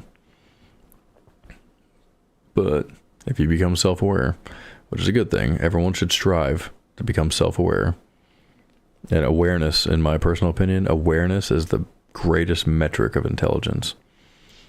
Like, the more aware you are, like, the better off and the more prepared you'll be, because you know what's going on around you. I feel like that's the one thing, that's another thing that social media and technology has done, is that most people's sphere of awareness is like 3 feet wide, maybe. Right? They're in the car, they're on their phone. They're walking down the street, they're on their phone, right? They have no idea. I can smell a cop from like 2 miles away. Most people are like getting pulled over and they're like, oh, where did he come from? It's like, that lane changed with no signal that you did 2 miles ago. Like, I saw him on the hill and everything. Most people have no idea. It's scary. It's scary. Situational awareness is massive. And considering one of the biggest up-and-coming crimes is booming braffing. I'm sorry. I'm trying to come up with a word. I don't want to actually say it, but you know what I meant. In parking lots and stuff, you have to have situational awareness. You have to know what's up, right? You have to see the signs, know the hand signals. I just learned about a hand signal from a friend of mine that I had no idea. But guess what? I archived that dude. Like, I'm going to research into it and find out. I'm pretty sure it's true. She sent me a video and it looks legit. But like, I now need to look into it to see if there's something else. I love hearing those like police dispatch recorded calls where it's like, hi, I'd like to order a pizza. What is the nature of your emergency? And it only takes a few seconds before that dispatcher knows what's up. You know what I mean? And they start speaking in coded language and it's like, yes, let's go. Like, that's good. But again, someone with a low sense of awareness would be like, ma'am, you called the wrong number, whatever, don't do this again, click. And I've heard those before too. Those are frightening. But be aware of your surroundings, be aware of other people, and try to be aware of what you sound like, right? Conversation is a skill that is unfortunately starting to evaporate lately. I have a really bad tendency to interrupt. I know someone who also has a really bad tendency to interrupt. And a conversation is an exchange of information. And there's a big difference between waiting for your turn to speak and actually like listening. And I have to consciously make an effort to slow down, to listen, and then to engage with what was just said. And if my retort is relevant, then I can go ahead and, weave it in there somewhere. But there are people, you try to engage with them, you try to connect with them, and they're just giving you one-word answers back. It's hard. And I feel like that's most people. Like, I've struck up conversation with people that I work with, right? Some of the stores that I go to. And it's, hey, how are you? I'm good. How are you? What's going on today? Nice and quiet? They're like, yeah. I'm like, any crazy holiday traffic? Any fun stories? No, not really. And you're just like, all right, well, have a good day. Like, see you. Like, and whatever. And I'm not going to sit there. I'm not going to like, shoot the breeze with you for, hours and hours. But, it's just nice. You never know. There's something that happens to me. Truckers are a weird bunch because, again, they spend a lot of time by themselves. So every now and then I'll start talking to a trucker man, and I like to keep it pushing at my job. I live and die by the clock, unfortunately. Speaking of which, we got 13 and a half minutes. Let's go. We can make it. Every now and then I start talking to a trucker man, and truckers are well known for their stories. As far-fetched as they may be, and fetched far they are. I will start talking to a dude, and I don't know this guy. I literally just met him 30, 40 seconds ago, and he is telling me his life story. And again, this speaks to awareness, but it also speaks to like being a nice person. I could have my feet pointed away from him, my body language pointed at the door, no eye contact, short one-word answers, literally be trying to walk away, and this dude will just keep talking and keep talking and keep talking and keep talking. And I'm not enough of a jerk to just be like, you know what? I don't really care about this interaction. I gotta go. See ya. Bye. Because honestly, anything you're going to say is going to sound like that to certain people. So there comes a point in the conversation where I'm getting frustrated, but then it immediately goes away, and I just resign myself to the conversation, and I literally will put my clipboard and all that stuff down, and I'll just settle in, and I'll just listen, because you know what? There's a reason why this random stranger is talking to me, a fellow random stranger, about his life story, and where he's been, and what he's done, and where he's going, and blah, blah, blah. Why? Because he probably hasn't had anyone to talk to in a long time, and therefore, his social mores are kind of askew at the moment, and so he doesn't fully understand like how some of that works, which, trust me, you fall out of practice. If the social muscle, again, if you don't use it, you lose it. And so there comes a point where I will just listen, because you know what? It costs me nothing. Am I going to get dinged at work for being at a place too long? Probably not.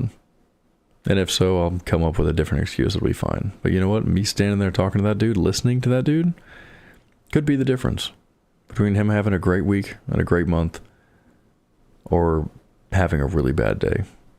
And I don't ever want to be that difference. And again, it costs me nothing to do that. A little bit of time. No big deal. Two fellow humans exchanging information. I'm learning about a guy that I've never met before, probably will never see him again. Who cares? But it probably means the world to that guy. So next time you find yourself in a conversation that you would love to get out of, think about that, because it's huge. I think about it all the time. But it's kind of like that girl I was chatting with earlier in the chat. Like, yeah, it's coming from DC. Like, dude, that's awesome. Like, I had no idea she existed until just a moment ago. That's awesome. But now I know she's there. You know what I mean? Like, you don't know until you know. Like, that's why, they talk about, like, leave no stone unturned. Like, that's a good saying. It's a little unrealistic. There's a lot of stones out there. But don't settle for the mundanity. Don't get stuck in the hustle, right? Don't get stuck in the rat race, the wash, rinse, repeat of everyday life, because I do that way more than I want to. I've actually challenged myself to, like, every day after work, go to a new restaurant for dinner. Yeah, it's expensive, but it's a good experience. Because you go once, you'll go more, right? Like, I overthink things. It's like every day after work, I challenge myself to take the motorcycle out every day after work. That should be fun. That should be something that I want to do. But it's like, no. I get so fried mentally from my job that I don't want to do anything after work. I just want to come home, eat, and go to sleep. Because I don't want to be tired the next day. These are days of your lives that are just slipping away. Slipping away. You don't get them back. And so I've definitely tried to make a conscious effort to make them go a little further than they used to. And you can only do so much, right? I'm not telling you to quit your job and drain your bank account because you only live once. YOLO. Like, no, that's stupid. That is very stupid. But say yes to certain opportunities, right? Like, it's so easy to say no. And I see that you see it a lot in customer service. It's so much easier to say no than it is to say yes. Yes takes effort. Hi, I'd like to talk to you about, like, I have a delinquent account. Can you help me with this? No. Just because you don't want to, right? Like, as opposed to, yeah, let me look into that. That takes effort, right? And most people don't want to put effort in. They're going to take the path of least resistance. And no is usually that path. And that's a bummer. And I don't mean to be such a pessimist about all of it. But again, look for the good. Be caught doing what you're supposed to be doing. Try to find your crew, your tribe, your community, whatever you want to call it. I think we all need one. I think you can totally find it easier now than ever with the internet, right? Discord. I have no clue how to use Discord. I have it open right now. I have no idea how to use it. I see people using it, and there's all kinds of communities where you have like 30 people all talking about whatever it is they're talking about, right? Like, I've seen a knitting group. Literally, there's like 20 people sitting there and they're all knitting, going nuts, talking about knitting stuff and the latest needles and threads and whatever. And it's adorable. But I'm like, that's awesome. Now, I would rather you find that community outside of the house and go meet, take turns at different people's houses and actually have face-to-face communication. That was definitely more, like, preferred.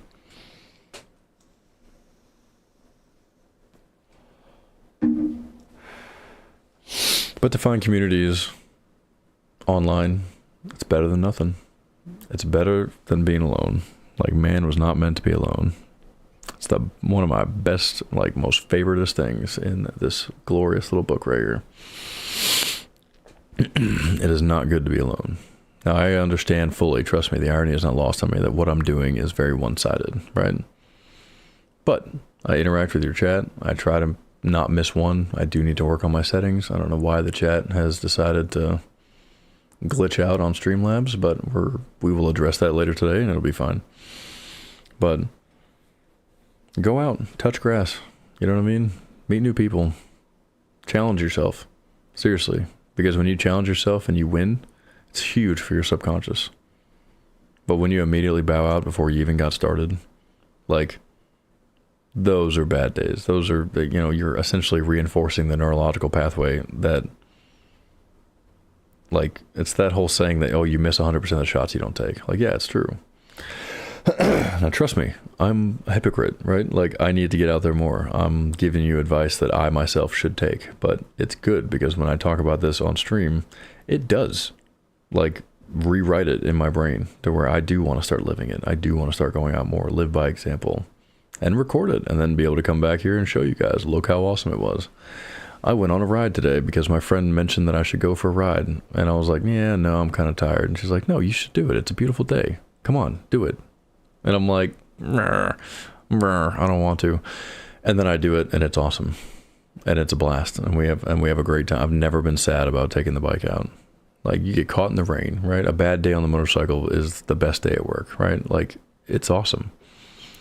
Flat tires and mechanical breakdowns aside, which doesn't happen very often these days, but knock on wood. But challenge yourself, keep your expectations realistic, but have incremental progression, right? Raise that bar, because little victories add up to big victories, right? If you can modify your life to where it's 2% more efficient, 1% here, 2% there, 1% there, 2% here, before you know it, that's a 20% like increase Whether it's going to bed early, whether it's making better food choices, whether it's showering every day, whether it's drinking enough water, little things, right? You know, avoiding fast food to save money, to be able to buy things that you actually do care about so you don't have to complain about being broke. Little things add up to big things, right? But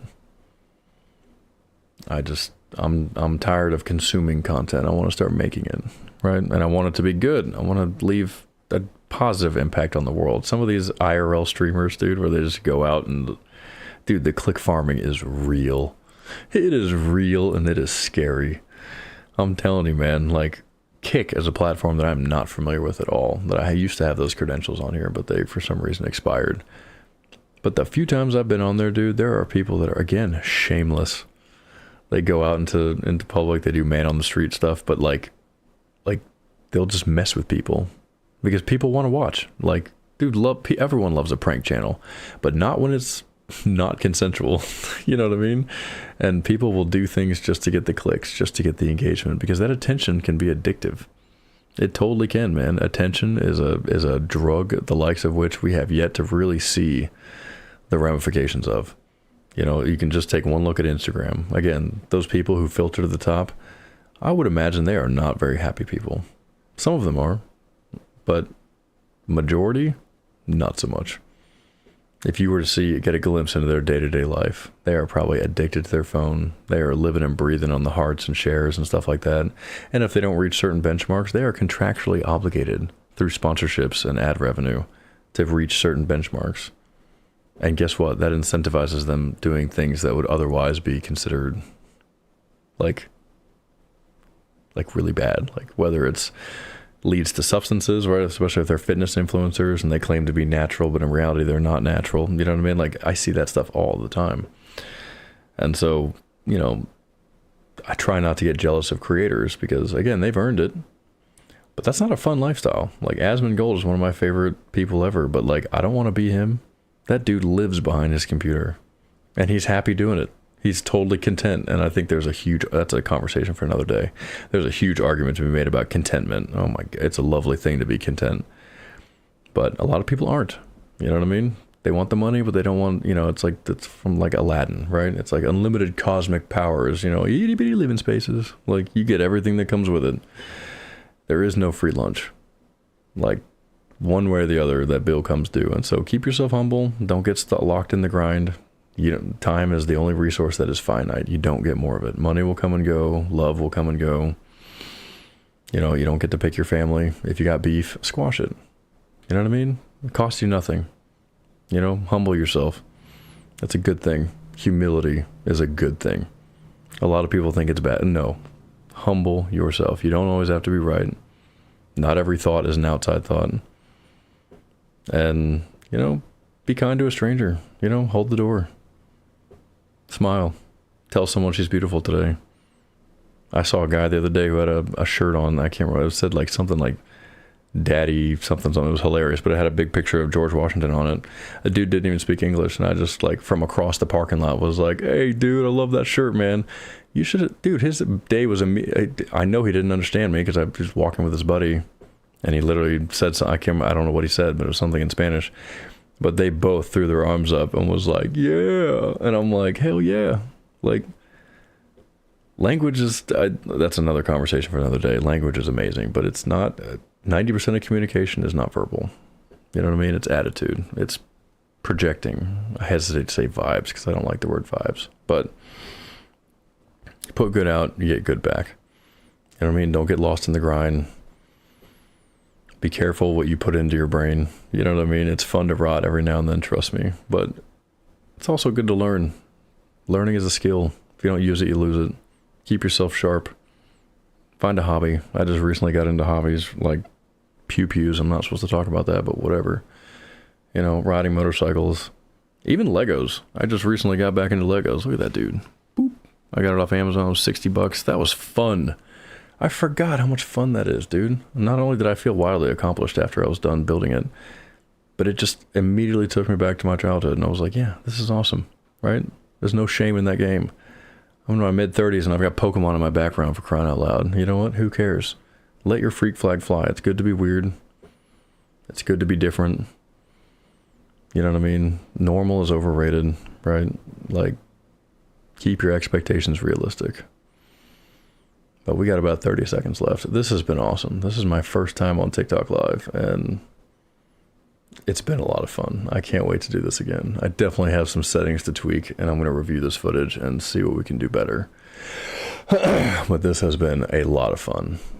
But yeah, I want to leave a good mark. Doesn't have to be a big one. Like I said, I don't plan on, this is not going to be my job, but I want to be a benevolent presence. Oh my God. I knew that was coming. Shush. Thank you. Okay. There we go. We live and die by the clock. This has been a lot of fun. I'll catch you guys in the next one. If I could find the end live button on this software. First time using TikTok Studios. Where are you? I see the record button. Is it the timer? 3, 2, 1. Yeah, 3 hours. Let's go. Okay. This is fun. I'll catch you guys in the next one. Later. Oh, that was a terrible sign off. Oh, I can pause the live. That's cool. Look at all this fun stuff. This is why we should have done a test stream. We didn't do that. But we'll do it next time. That's all good. But, yep, I found the button. Catch you all later.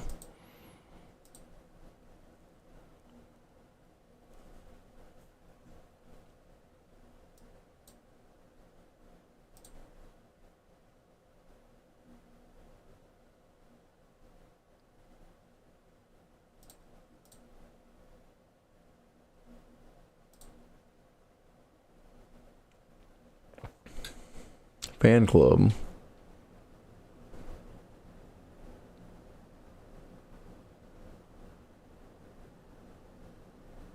One new follower, 0 gifts. Viewers who commented, 3 view analytics. Oh, I'm still live on Twitch. Whoopsie. I forgot. There's only one person watching it. I totally forgot. Oh, that would have been embarrassing. 1 new follower, 191 views, 3 hours and 19 seconds. Let's go. Rewards, I don't know what that is, but I don't really care. Interesting. Okay, so TikTok was fun, but now we're back on just Twitch, so that's cool. Let me move this over here, but it doesn't want to move. There we go. Over there. Okay, it's still recording. Cancel the recording. C folder, no thanks. Okay, TikTok Live is shut down. Nobody's watching. 204 hearts. It's not bad, dude. I'm pretty stoked about that. I guess we're still technically live to YouTube. No big deal.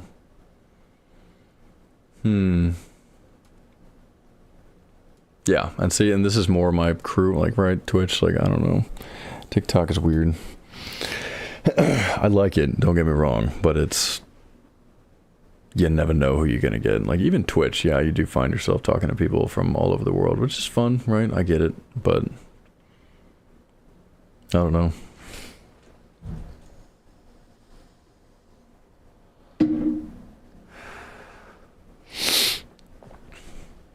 But I still got one person watching. I'm very curious who you are. I wonder if that's just the streaming software. But this was fun. This was a lot of fun, dude. We got her done. I am proud of ourselves. We did have to take our camera that's usually over there on the corner of our TV to be our new, like, whatchamacallit, sideways angle. I didn't even know you could turn a webcam sideways. That's never occurred to me. So that's kind of awesome. That's a bit of a game changer. But maybe we'll go live later today. Maybe we will play some games, because I get it. Because, like I said, I can't talk like this. The 3 hours is pretty good. Now, if I get all charged up watching some stuff or talking to somebody else or whatever, like, yeah, maybe. But, yeah, not so much. But for some reason... Oh, there it is, 3:03. Okay, I thought the stream was off-center. Or not synchronized. But yeah, it's been fun. YouTube, Twitch, this is great. But I'm going to take a break, chill out, make some phone calls. And we might go live later today. I don't know. I'm off. Nope, I got to go ride a motorcycle. That's what I should do. I should test our Mevo.